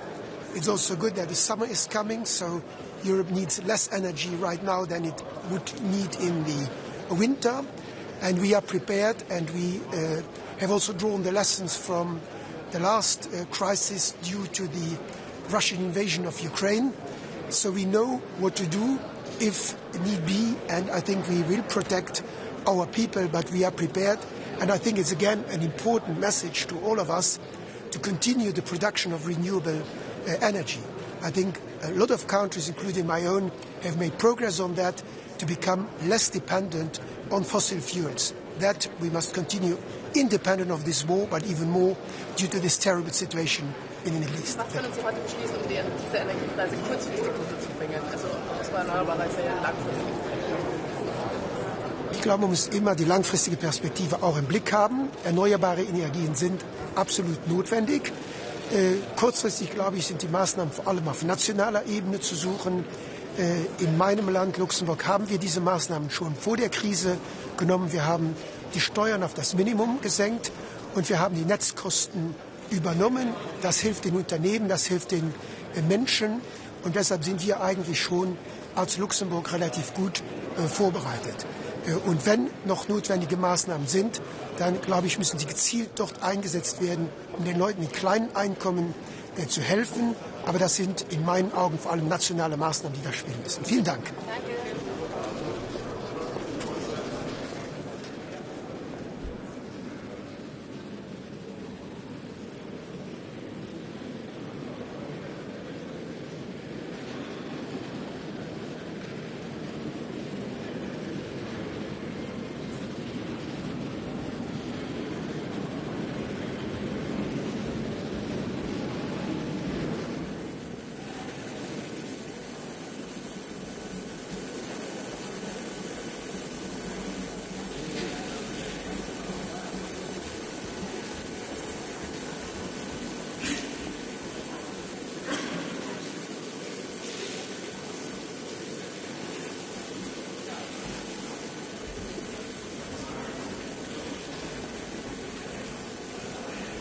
today's council. The first topic is about Ukraine. We should have eyes on Ukraine still fighting Russia for the freedom against strong enemy. The first thing is to talk about 90 billion loan, the pressure to keep on Hungary not delivering the promised loan. Second one is about Russian fighters and combatants, because to be honest, right now Russia has more men under the arms than at the start of the war. And everybody in Europe can imagine that what would happen, for example, if the war would stop right now. That would mean that those fighters, people who have a criminal background, who have killing experience, will be on the streets or on vacation in Europe. And we don't want that. We want to have them banned from Europe for good.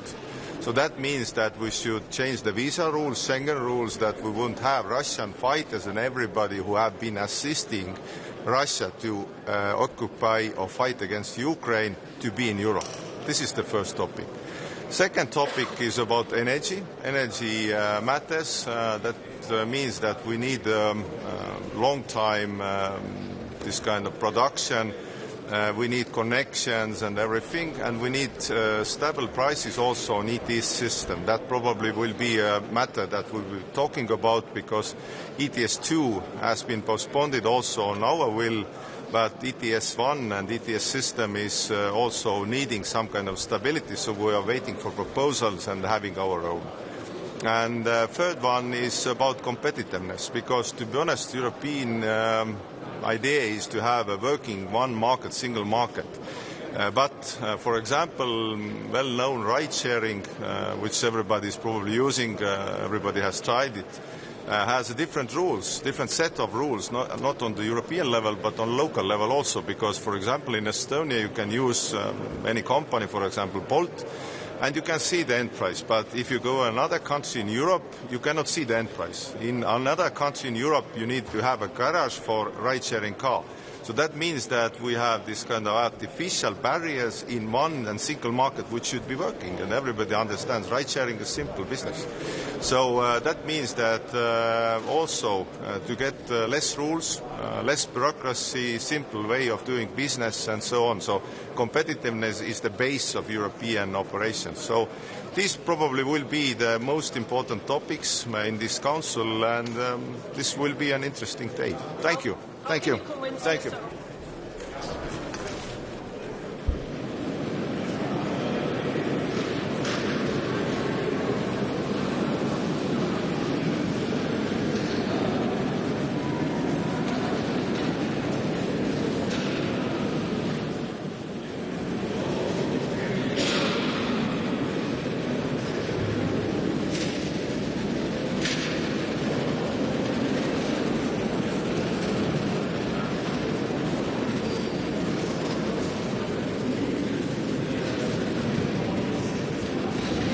A long agenda today, of course, very important topics like energy and single market, but from my competencies, it is of course what is happening in the Middle East and Ukraine.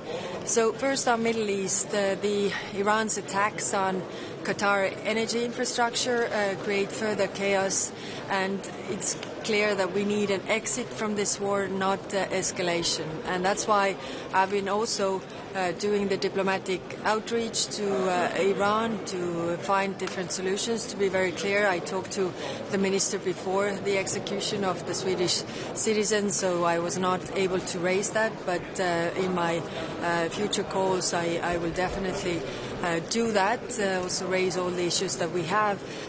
We have United Nations here today, and we are also working closely with them to find a safe passage for the ships via the Strait of Hormuz, because it's really a problem for especially Asia as well as Africa, that the oil, gas, but also fertilizers and food does not move from the Strait of Hormuz because it's not safe at the moment. Then, of course, Ukraine we will discuss today, and the big question in the room is the support loan. How can we proceed with the support loan that was agreed already in December by the leaders, and it's really time to show our support to Ukraine, because the war in the Middle East is connected to the war in Ukraine, and unfortunately Russia is gaining from the war in the Middle East. So that's why, I mean, exiting or ending this war is equally important to have a solution also for Ukraine that is not complete surrender to Russia. Do you think there will be a solution to the Canadian election? Well, let's see. I'm not very optimistic, but I know that President Costa is really working hard to find a solution also with Viktor Orban. There are alternatives, but let's see how this goes, and really it also needs political courage from all of us. Do you expect new information from the technical issue in Ukraine that you can put in on the Well, if that helps to have a safe passage also for Hungary to say that they agree, but they have already agreed. That's the problem. Now they are taking their agreement back, and we also have a clause in our treaties that we are cooperating in good faith, and this is definitely not one of them. But the question for us is how can we really force the implementation of the agreement that we made in December. So how angry are leaders or also foreign ministers on Monday against Orban in Hungary?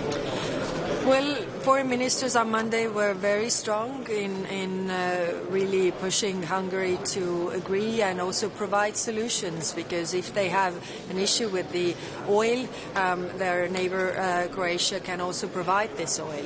So it was a constructive approach, but I guess, in the time of elections, people are not that rational. Do you have a plan B, like maybe a coffee break from the store?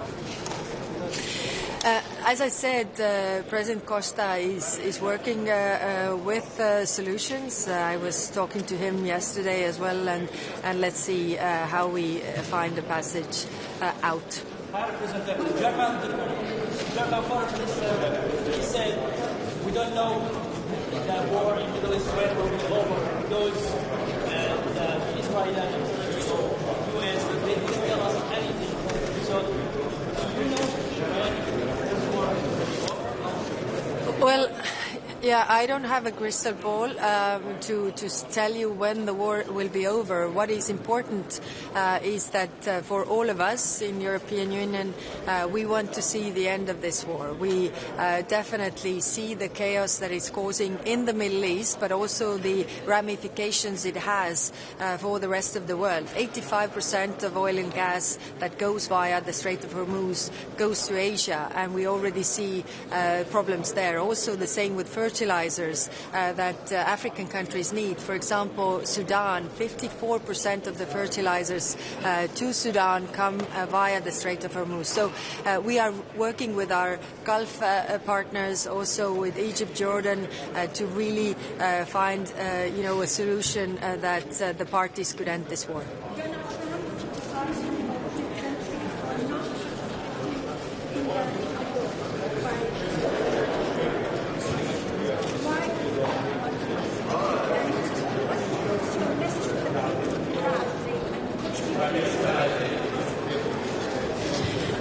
Yes, the discussions that we had on Monday with the foreign ministers were about our Operation Aspides, that is in the region already with the ships guarding the safe passage through the Red Sea.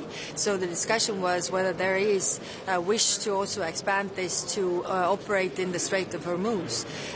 There was no such wish because, the ministers were saying that we were not consulted. Some were even saying that we tried to convince parties not to start this war, and we don't know what are the objectives of this war, and also there is no international law basis. If you think about using the force, for example, there are two cases, which one is self-defense and the other one is under the UN Security Council resolution. As there is no such thing at this moment, the member states do not have an appetite to go to this war. For the Iranian people, we have always supported the Iranian people, the civil society, so that they can decide for their own future. Of course, the regime has been very oppressive. There's a lot of human suffering for the Iranians, but it has to be Iranians that are able to decide for their own future. Thank you very much. Thank you very much.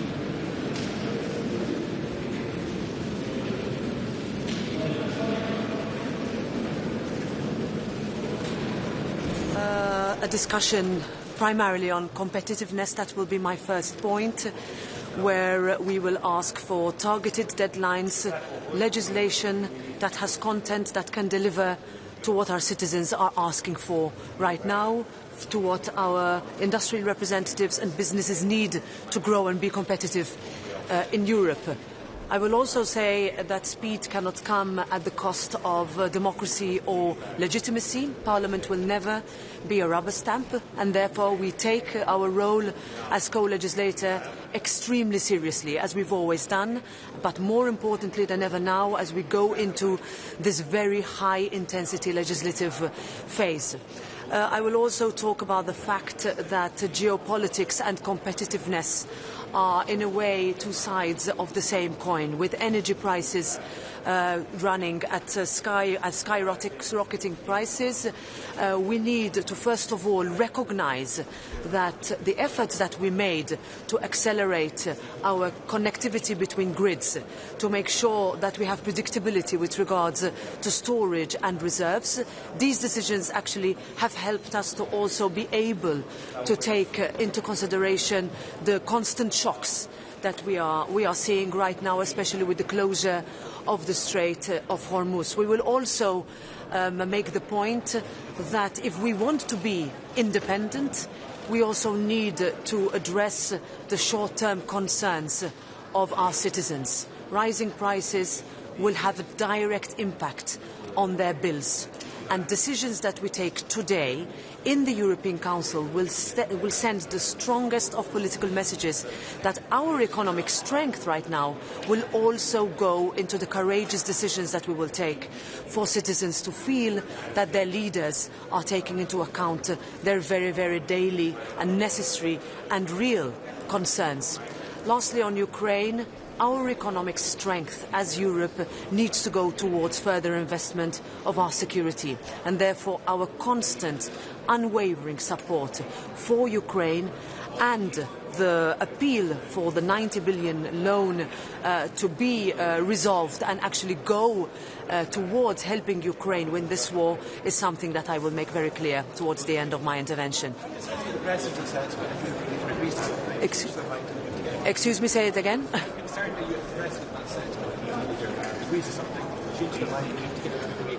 Well, for me it's very clear that if you say that you will commit to something, then that needs to be followed through. This has always been the spirit of the European Council. It is the spirit of loyal cooperation between institutions. The Parliament voted on the loan and the signature was made by the Council and the Parliament, and now we expect that to be followed through, and that is what will always be, I think, expected of everybody around the table. That's what we decide with it. Yes.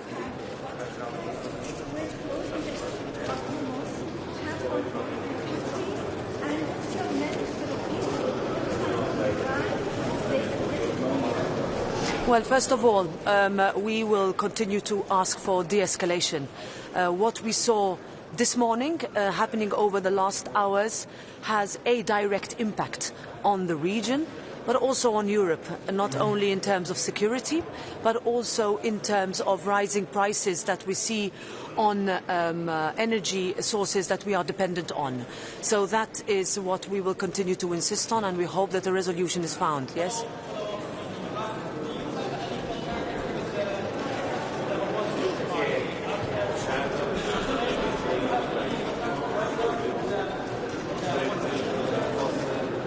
Well, there will be a meeting with opposition leaders in the European Parliament in April. What I can tell you also is that the Parliament led on listing the IRGC as a terrorist organisation in January, and that's why we welcomed the decision by the Council at Foreign Minister level at the time for that to be done. We also want to send a message of full solidarity with the people in Iran that have for 47 years asked for dignity, asked for liberty, asked for their life to be protected, and that is what we will continue to ask for and state for. Thank you very much.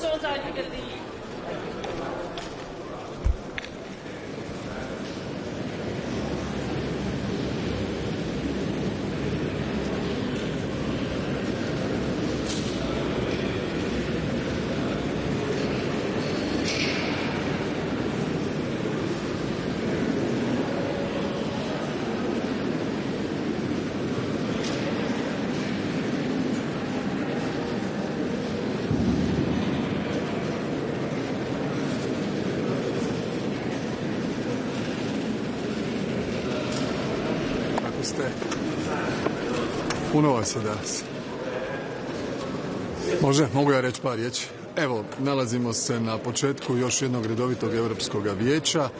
Prije toga imali smo sinoć 50. obljetnicu Europske pučke stranke sa nizom naših povijesnih aktera, veterana, lidera europskih institucija i šefova vlada. Bilo je vrlo zanimljivo čuti njihove poruke i na neki način iskoristiti to veliko iskustvo za upravljanje krizama i za buduće iskorake na europskom planu. Također, današnji sastanak bit će vrlo bogat i važan sa aktualnim temama. Prije svega situacija na Bliskom istoku, njene posljedice za europsku sigurnost, za europsku energetsku situaciju, ekonomiju, socijalne prilike i sve ono što ovako visoki rast cijena nafte, vidjeli ste da je danas barel nafte negdje oko $116, prije početka rata bio je 71, utjecaj rasta cijena nafte i na tržište plina. Vidimo da je i plin koji je bio prije početka rata negdje oko 41 euro, sada se približava između 55, 56, ide prema 60. Sve to u nekoj kasnijoj fazi ima svoje reperkusije i na cijene struje. Stoga je i u pripremi ovog Europskog vijeća, u razgovorima koje smo vodili sa Europskom komisijom, naznačeno da moramo iskoristiti naše iskustvo iz vremena ruske agresije na Ukrajinu, kada smo reagirali brzo, stavili snažan europski okvir i donosili nacionalne mjere koje su očuvale socijalnu koheziju, zaštitile građane, zaštitile gospodarstvo, brojne institucije u kontekstu rasta cijena energenata. Stoga ćemo danas raspraviti što sve možemo učiniti zajednički na europskoj razini, a što ćemo raditi na nacionalnoj razini. Ja sam već izvijestio jutros kolege o mjerama koje je Vlada Republike Hrvatske poduzela odmah prošlog ponedjeljka i u pogledu smanjenja rasta cijena supera, cijena eurodizela, cijena plavoga dizela, ukapljenoga naftnog plina za spremnike za boce. Mislim da smo tu amortizirali ovaj prvi udar. Taj rok od 2 tjedna ističe u ponedjeljak. Mi ćemo u ponedjeljak ponovo održati sjednicu vlade i ponovo reagirati kako bismo ovaj sada više nego očit trend rasta cijena nafte koji bi se prelio na rast cijena derivata ponovo limitirali što je više moguće u cilju zaštite naših građana i normalnog funkcioniranja hrvatskog gospodarstva. Pritom se vodimo sa 2 temeljna načela: osigurati sigurnost opskrbe naftnim derivatima i drugo, osigurati priuštivost cijene. U tom pogledu vidim da su mnoge zemlje krenule tim putem. Evo primjerice, naša odluka bila prije 10 dana, a Italija je donijela svoju odluku jučer. Dakle, to govori o ispravnosti i pravovremenosti našega poteza. Budući da bi bez da je ovoga rata na Bliskom istoku bilo, naše mjere isticale one ranije 1. travnja, mi ćemo kao vlada razmotriti na koji način vidjeti s obzirom na planirani rast, da li ćemo mi te mjere produljiti, modificirati. U ovom trenutku i Ministarstvo gospodarstva i sve nadležne službe rade temeljite analize i po povratku u Brisel spremit ćemo se iz Brisela za Zagreb, spremit ćemo se za daljnje odluke. Ostale teme su naravno konkurentnost, situacija sa svim naporima nakon neformalnog vijeća koje je bilo također ovdje u Belgiji prije mjesec dana, kako učiniti europsko gospodarstvo konkurentnim. Cijene energenata je u biti jedna od najvažnijih. Ako su nam energenti skupi ili ako ovisimo previše o uvozu fosilnih goriva, Europa uvozi 90% nafte, skoro 90% plina, 67% ugljena, pa onda ovakva situacija sa zatvorenim hormuškim tjesnacom ima praktički trenutan utjecaj na funkcioniranje cijele ekonomije i gospodarstva i zbog toga mislim da moramo nastaviti tranziciju i energetsku transformaciju na obnovljive izvore energije, smanjivati ovisnost i ulagati upravo u obnovljive izvore energije koji su nam tu naši dostupni i naravno imaju manje ugljičnog otiska. Razgovarat ćemo i o situaciji u Ukrajini. Kao što vidite, situacija je jasna u pogledu stava Mađarske koja nastoji sada onemogućiti već donesenu odluku o zajmu od 90 milijardi eura za Ukrajinu, o kojem smo postigli konsenzus u prosincu, od čega je 60 milijardi za obranu Ukrajine, 30 milijardi za funkcioniranje države u razdoblju 26-27. Razlog bi trebao biti štete koje su nastale u ruskim napadima na naftovod Družba. Ono što je u međuvremenu sasvim jasno, a to je ono što je Hrvatska tvrdila već nekoliko godina, MOL naručuje tankere koji dolaze u Omišalj, njih je 13 naručeno, svi su neruske nafte, od toga ih je 4 do 5 već iskrcano, putem JANAF-a transportirano prema rafinerijama u Sasalom-Bati i u Bratislavi. Ukupna količina nafte koja je otišla otprilike 1,5 milijuna tona u mjesec dana. Ako to pomnožite sa 12 puta, onda ćete vidjeti da Hrvatska putem JANAF-a može isporučiti svu potrebnu naftu i Mađarskoj i Slovačkoj, čak kad bi njihove rafinerije radile u apsolutno 100% kapacitetu, što se nikada ne događa, dakle i više od toga. Prema tome, kao prijatelji Mađarske i Slovačke i dobar susjed, ono što im poručujemo da ćemo i građanima i Mađarske i Slovačke, da ćemo im osigurati sigurnost opskrbe koja je izrazito važna i putem JANAF-a dobit će svu potrebnu naftu koja je nužna. Ono što je smisao onih paketa sankcija i 2022. bila je da se da jedno vrijeme tranzicijsko, da svi de facto se reorijentiraju na naftu koja je ne ruskoga porijekla, a mi ovim dokazujemo da tu naftu možemo transportirati u nama dvije prijateljske zemlje. Evo, to je otprilike ono što je najbitnije, bit će još nekoliko drugih tema, ali Bliski istok, Ukrajina, konkurentnost su danas u fokusu.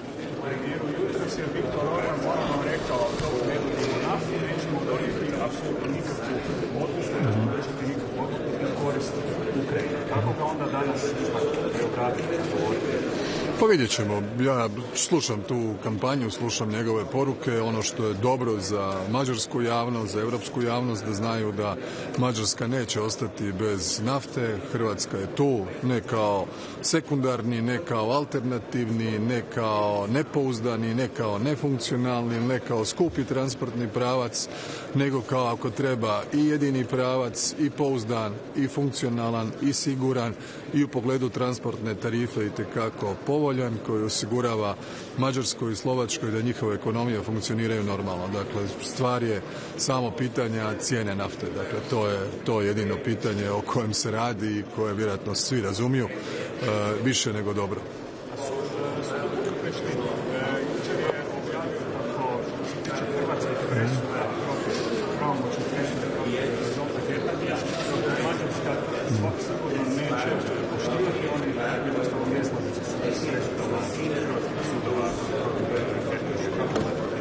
Ne znam ništa o tome.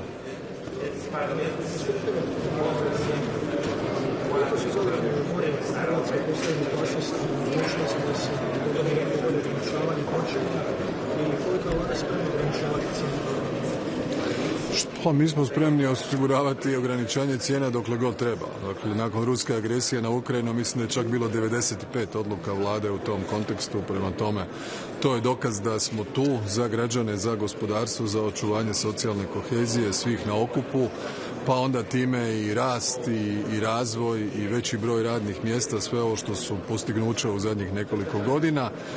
Što se tiče opskrbe, u ovom trenutku ima nafte, dakle ona se naručuje i pratimo u vrlo tjesnoj komunikaciji i koordinaciji sa INA-om čitav proces, tako da u ovom trenutku nema nikakvih problema kada je riječ o opskrbi.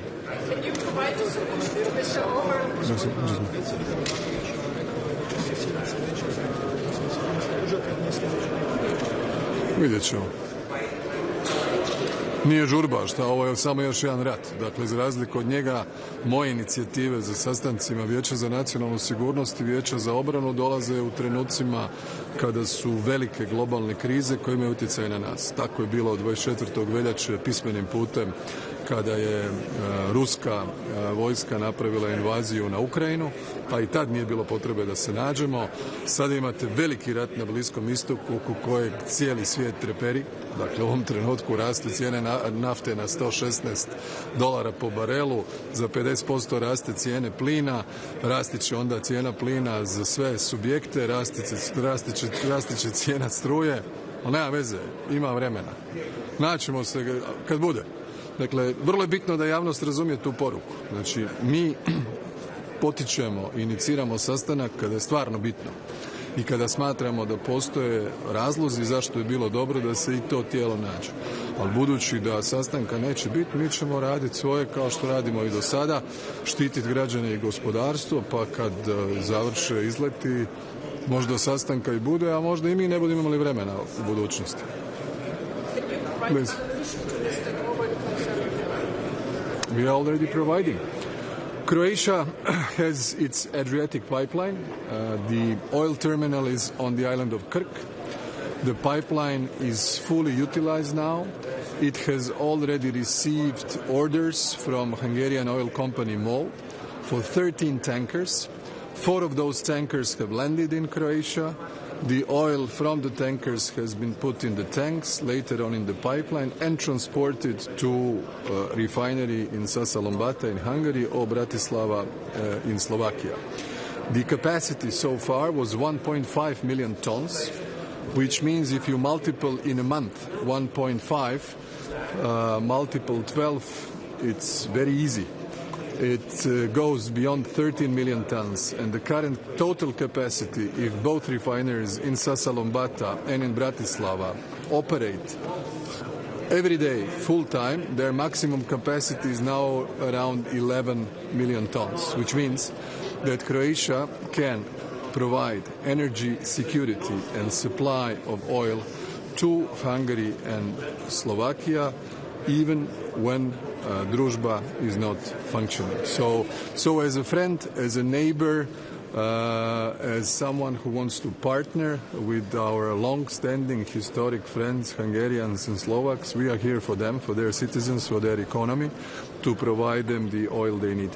What was the answer, Mr. Orban? I'm sorry? What was the answer, Mr. Orban, you provided to them? Well, everybody, he knows it very well. I mean, he knows that the oil is coming through Croatia to Hungary. It's not a secret. So do you understand why he's then blocking? Of course. So what is the reason? What is the reason? Yeah. The reason is that the European Union has its restrictive measures packages back from 2022 decided to gradually shift from being supplied by Russian fossil fuels, by Russian oil, and turning to other sources of supply. As you may be aware, there is a difference in the price of oil that you buy on the market from somewhere else compared to the one that goes through pipeline only from Russia via Ukraine to Slovakia and Hungary. And the difference in price, they say, it's 30% less. So perhaps this gives you a pretty solid answer where the problem lies. Thank you very much. See you.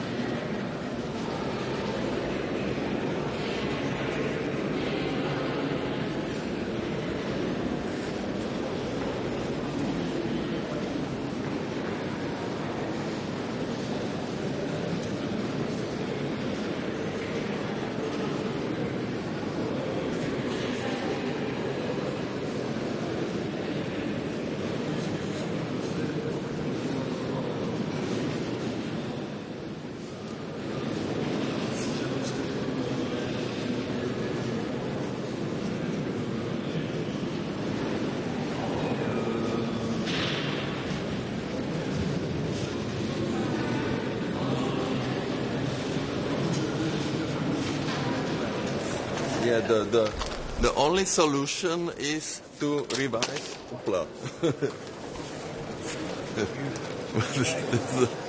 Maybe I can help you. Is to revise the ETS1 system. This is the quickest solution. So we are discussing about competitiveness since Albert Wiesen, and so many proposals, single markets and capital union and energy highways and technologies.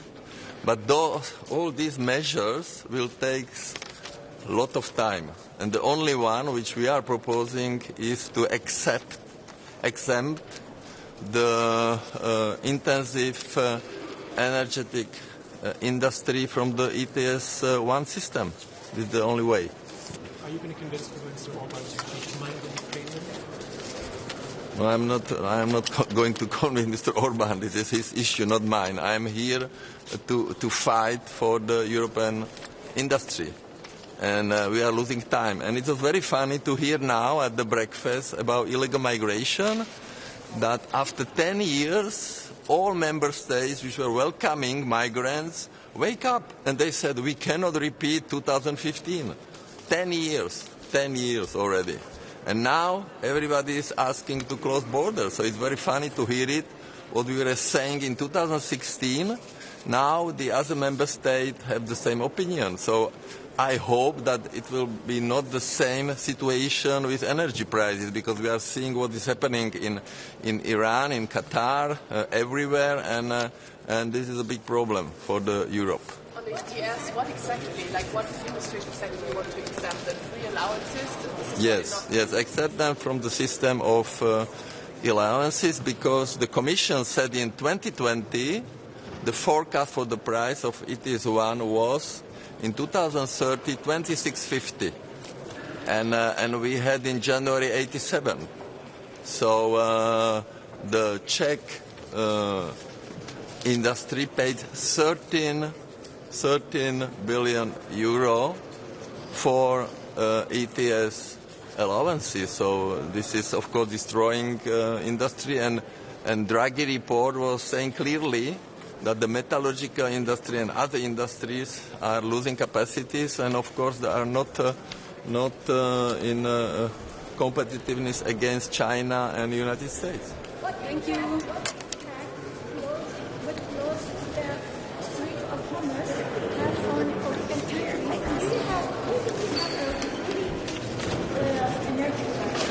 Of course we have, but you have to see how much cost the gas this morning or crude oil. Everything exploding, and after Israeli attack on this gas field and an Iranian attack on Qatar, this is of course again the problem of Europe. But this is now a general problem for all countries, because of course for fertilizer and ammonia supplies everything is blocked.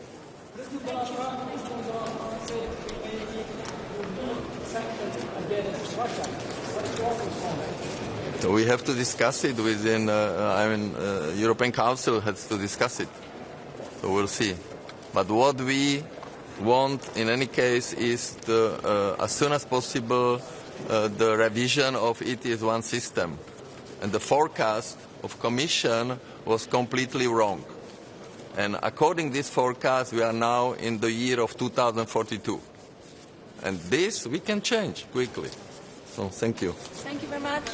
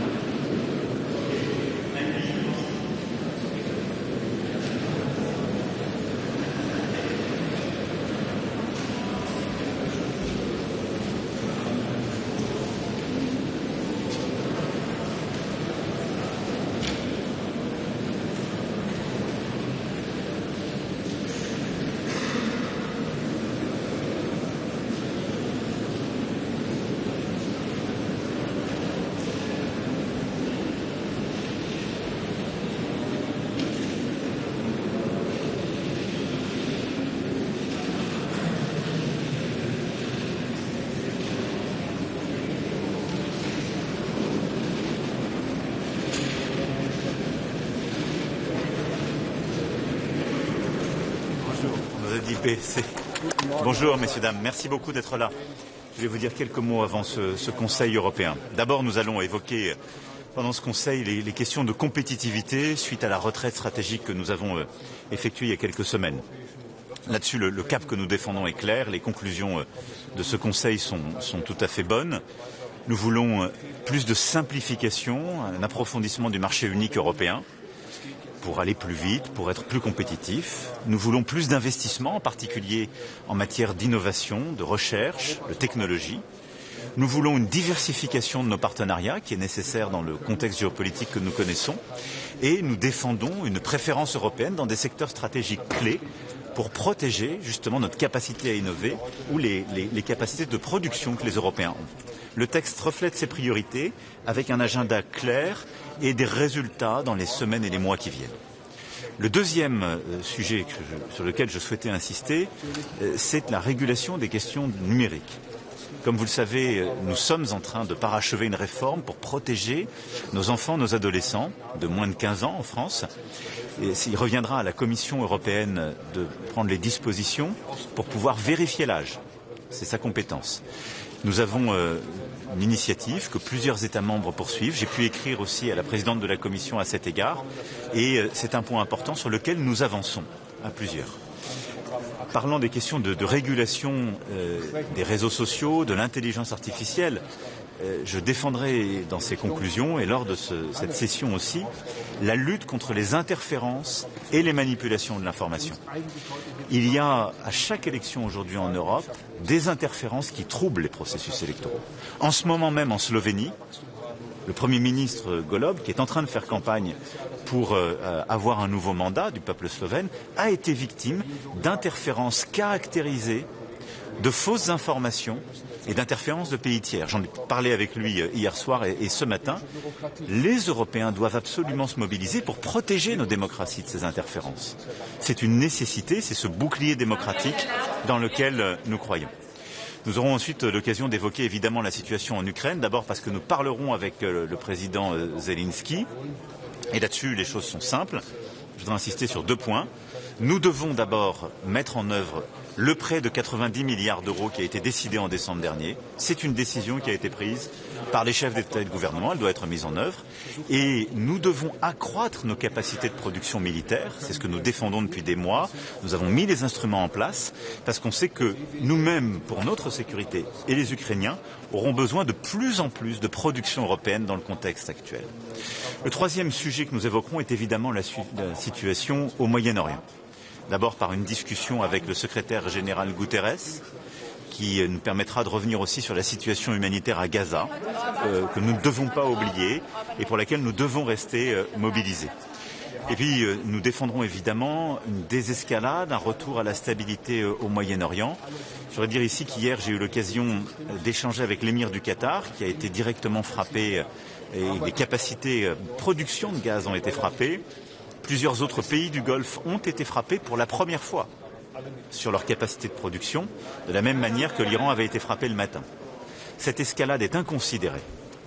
J'ai pu hier ensuite parler avec le président Trump et il a, dans la nuit, lui-même appelé à cesser tous ces bombardements et ces attaques contre les infrastructures civiles, gaz, pétrole, mais aussi eau. Et je veux le dire ici, nous défendons l'idée d'un moratoire sur les infrastructures civiles, les personnes civiles dans ce conflit, et une désescalade rapide. Et alors que la région entre dans une période de fête religieuse, je pense que tous les esprits devraient se calmer et le combat devrait stopper au moins pour quelques jours pour essayer de redonner une chance aux négociations. Et c'est un point absolument clé, là aussi, de notre agenda. Et donc la France défend, comme à chaque fois, le retour à la négociation, le retour au dialogue, la désescalade dans la région. Voilà ce dont nous allons parler. Évidemment, nous aurons aussi l'occasion d'évoquer beaucoup d'autres sujets, les questions migratoires. Nous aurons un sommet zone euro, mais c'était les points essentiels que je voulais aborder dans ces propos introductifs. Oui. Est-ce que vous avez le sentiment qu'un accord là-dessus peut se dégager et surtout est-ce que vous avez soumis un moratoire iranien? On est en train de le faire, j'espère que ça aboutira. Comme tous, je le savais, cela ne dépend pas de nous. On s'engage, discute, mais nous n'avons pas lancé ces frappes et nous ne sommes pas évidemment impliqués. Nous sommes impliqués dans la défense des pays qui sont touchés, quand nous avons des accords de paix, simplement de manière défensive. J'espère qu'en tout cas tout le monde reviendra à la raison, parce que tout cela évidemment a un impact pour tous les pays qui sont touchés, ça a un impact sur le marché mondial. On le sait, depuis le début de cette guerre, les prix du gaz et du pétrole ont augmenté, parce qu'on parle de 20% de ce qui alimente le marché mondial qui passe par Hormuz. Mais si les capacités de production elles-mêmes sont détruites, il y aura un impact beaucoup plus durable de cette guerre. Donc nous allons continuer de nous mobiliser et évidemment nous avons passé aussi ce message aux Iraniens et je souhaite, c'est pour ça qu'il y ait des discussions aussi directes qui puissent s'établir entre Américains et Iraniens sur ce point. Plusieurs pays, Monsieur le Président, ont pris des mesures en Europe pour aider leurs concitoyens face à la hausse de l'énergie. Est-ce qu'il va falloir faire la même chose? Écoutez, c'est au gouvernement de faire ce travail dans les temps qui viennent. Je pense que d'abord, tout ce qu'il faut faire, c'est de répondre aux causes profondes de ce qui se passe. Il y a aujourd'hui une guerre qui bloque le transit de gaz et de pétrole et il y a aujourd'hui une guerre qui est en train de détruire certaines de ses capacités. Donc il faut absolument réussir à stopper cette situation, à ce qu'on retourne vers un moment de discussion, de négociation et à ce qu'ensuite, dans un cadre approprié, international, non conflictuel, on puisse progressivement permettre au transport maritime de refonctionner par le détroit d'Ormuz pour permettre au pétrole, au gaz, mais aussi aux engrais de recirculer.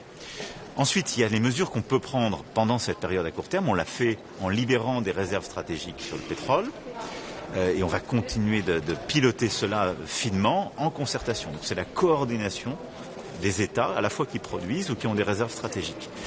Ensuite, il y a les mécanismes qu'on peut activer au niveau européen. On va le faire cet après-midi en discutant justement de nos mécanismes pour trouver des flexibilités. Et enfin, c'est la responsabilité des gouvernements de pouvoir accompagner les personnes ou les publics qui sont les plus touchés par cette crise. Il y a des discussions qui sont en cours avec nos agriculteurs, avec nos pêcheurs en particulier. Mais ça, c'est au gouvernement de le piloter et qu'on viendra dans les jours, les semaines qui viennent, en fonction de l'évolution de cette situation, de pouvoir apporter les réponses qui conviennent. Est-ce qu'il faut changer les objectifs de stockage de gaz, Monsieur le Président? Écoutez, aujourd'hui, il faut d'abord avoir une analyse claire de la situation. Il faut essayer au maximum de préserver, de sauver les capacités de production. Et il faut ensuite donner des perspectives claires sur la réouverture des voies de circulation. Et après, l'Agence internationale de l'énergie coordonne un travail dans ce sens.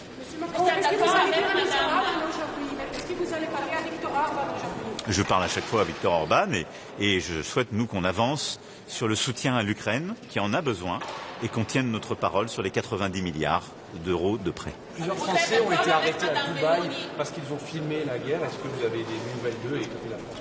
Nous sommes dans une discussion avec les autorités, évidemment sur le plan administratif et judiciaire, pour que leur situation soit réglée. Nous avons lancé les démarches avec notre ambassade et l'ensemble des équipes pour que nos compatriotes, d'abord que la situation soit clarifiée et que nos compatriotes puissent être justement libérés dans les plus brefs délais. Une question sur les municipales en France. Vous avez été accusé par un candidat socialiste à la mairie de Paris d'être intervenu personnellement sur la candidate Sarah Knafoe pour qu'elle se désiste. Vous disait à démenti ce matin. Quelle est votre réponse? Écoutez, ces propos n'ont aucun sens. Ils déshonorent un peu la personne qui les dit comme ça à l'emporte-pièce, parce que c'est pas sérieux. Donc non, je ne connais pas Madame Knafoe à titre personnel et je n'interviens pas du tout dans ces municipales. La discussion que nous sommes en train d'avoir montre que j'ai largement autre chose à faire. Donc les municipales doivent se tenir dans le cadre le plus respectueux, le plus républicain, mais tout ça est strictement faux et je crois n'est pas à la hauteur.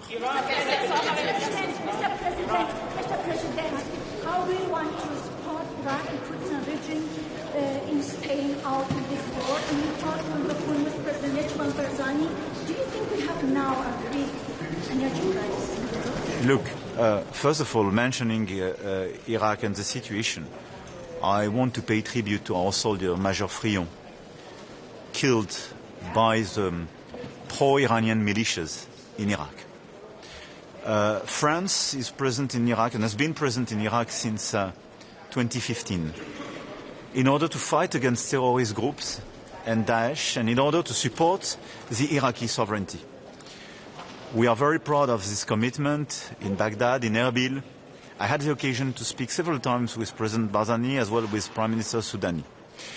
And we stand with Iraq and with its sovereignty and its territorial integrity. What we ask is total clarity in the fight against any militias targeting French people and French soldiers, because these people are targeting de facto the Iraqis' interests, and they are spoiling the interests of Iraqi people.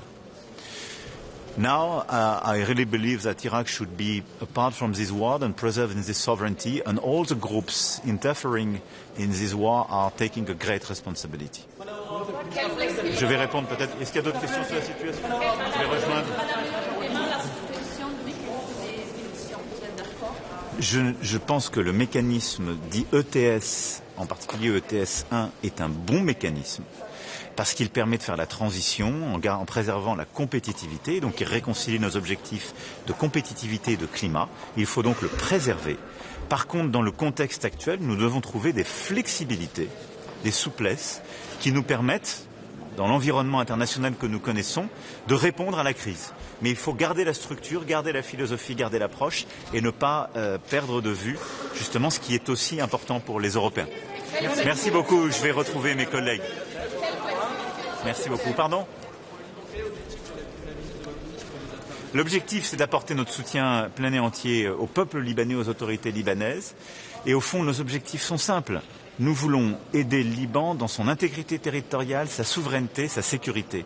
Pour ce faire, il faut aider les autorités libanaises, politiques et militaires, à reprendre le contrôle, à avoir le monopole des armes, comme l'a dit très clairement le président Aoun. Et donc, leur permettre d'orchestrer ce travail, de récupérer les armes, toutes les capacités, et de les enlever au Hezbollah. La deuxième chose, c'est ensuite de convaincre Israël que ce travail est à faire par les Libanais et les forces armées libanaises, et non pas en violant la souveraineté territoriale libanaise ou en bombardant le territoire libanais. Il y a des propositions, il y a un travail. Comme vous le savez, il y a un mécanisme de coordination qui existe avec les États-Unis et la France. Et c'est dans ce cadre, avec les États-Unis, que nous continuons de travailler. Et nous aidons le président Aoun, le Premier ministre Nawaf Salam, et nous sommes totalement à leur côté. Merci beaucoup. On a en tout cas avancé. Moi, je crois beaucoup à ce projet. Je pense qu'il est pertinent stratégiquement. Et je vais vous dire, les armées françaises et allemandes pensent que c'est pertinent. Les industriels, je les ai vus, vous disent c'est pertinent. Ils n'arrivent pas à s'entendre. Notre travail, c'est de faire en sorte qu'ils s'entendent. Et donc, on a décidé ensemble de lancer une mission de rapprochement d'Airbus et de Dassault dans les semaines qui viennent, qui doit se faire de manière calme, respectueuse, pour trouver justement les voies de convergence. Mais le cap stratégique est clair et il fait consensus entre toutes les parties prenantes. Merci beaucoup.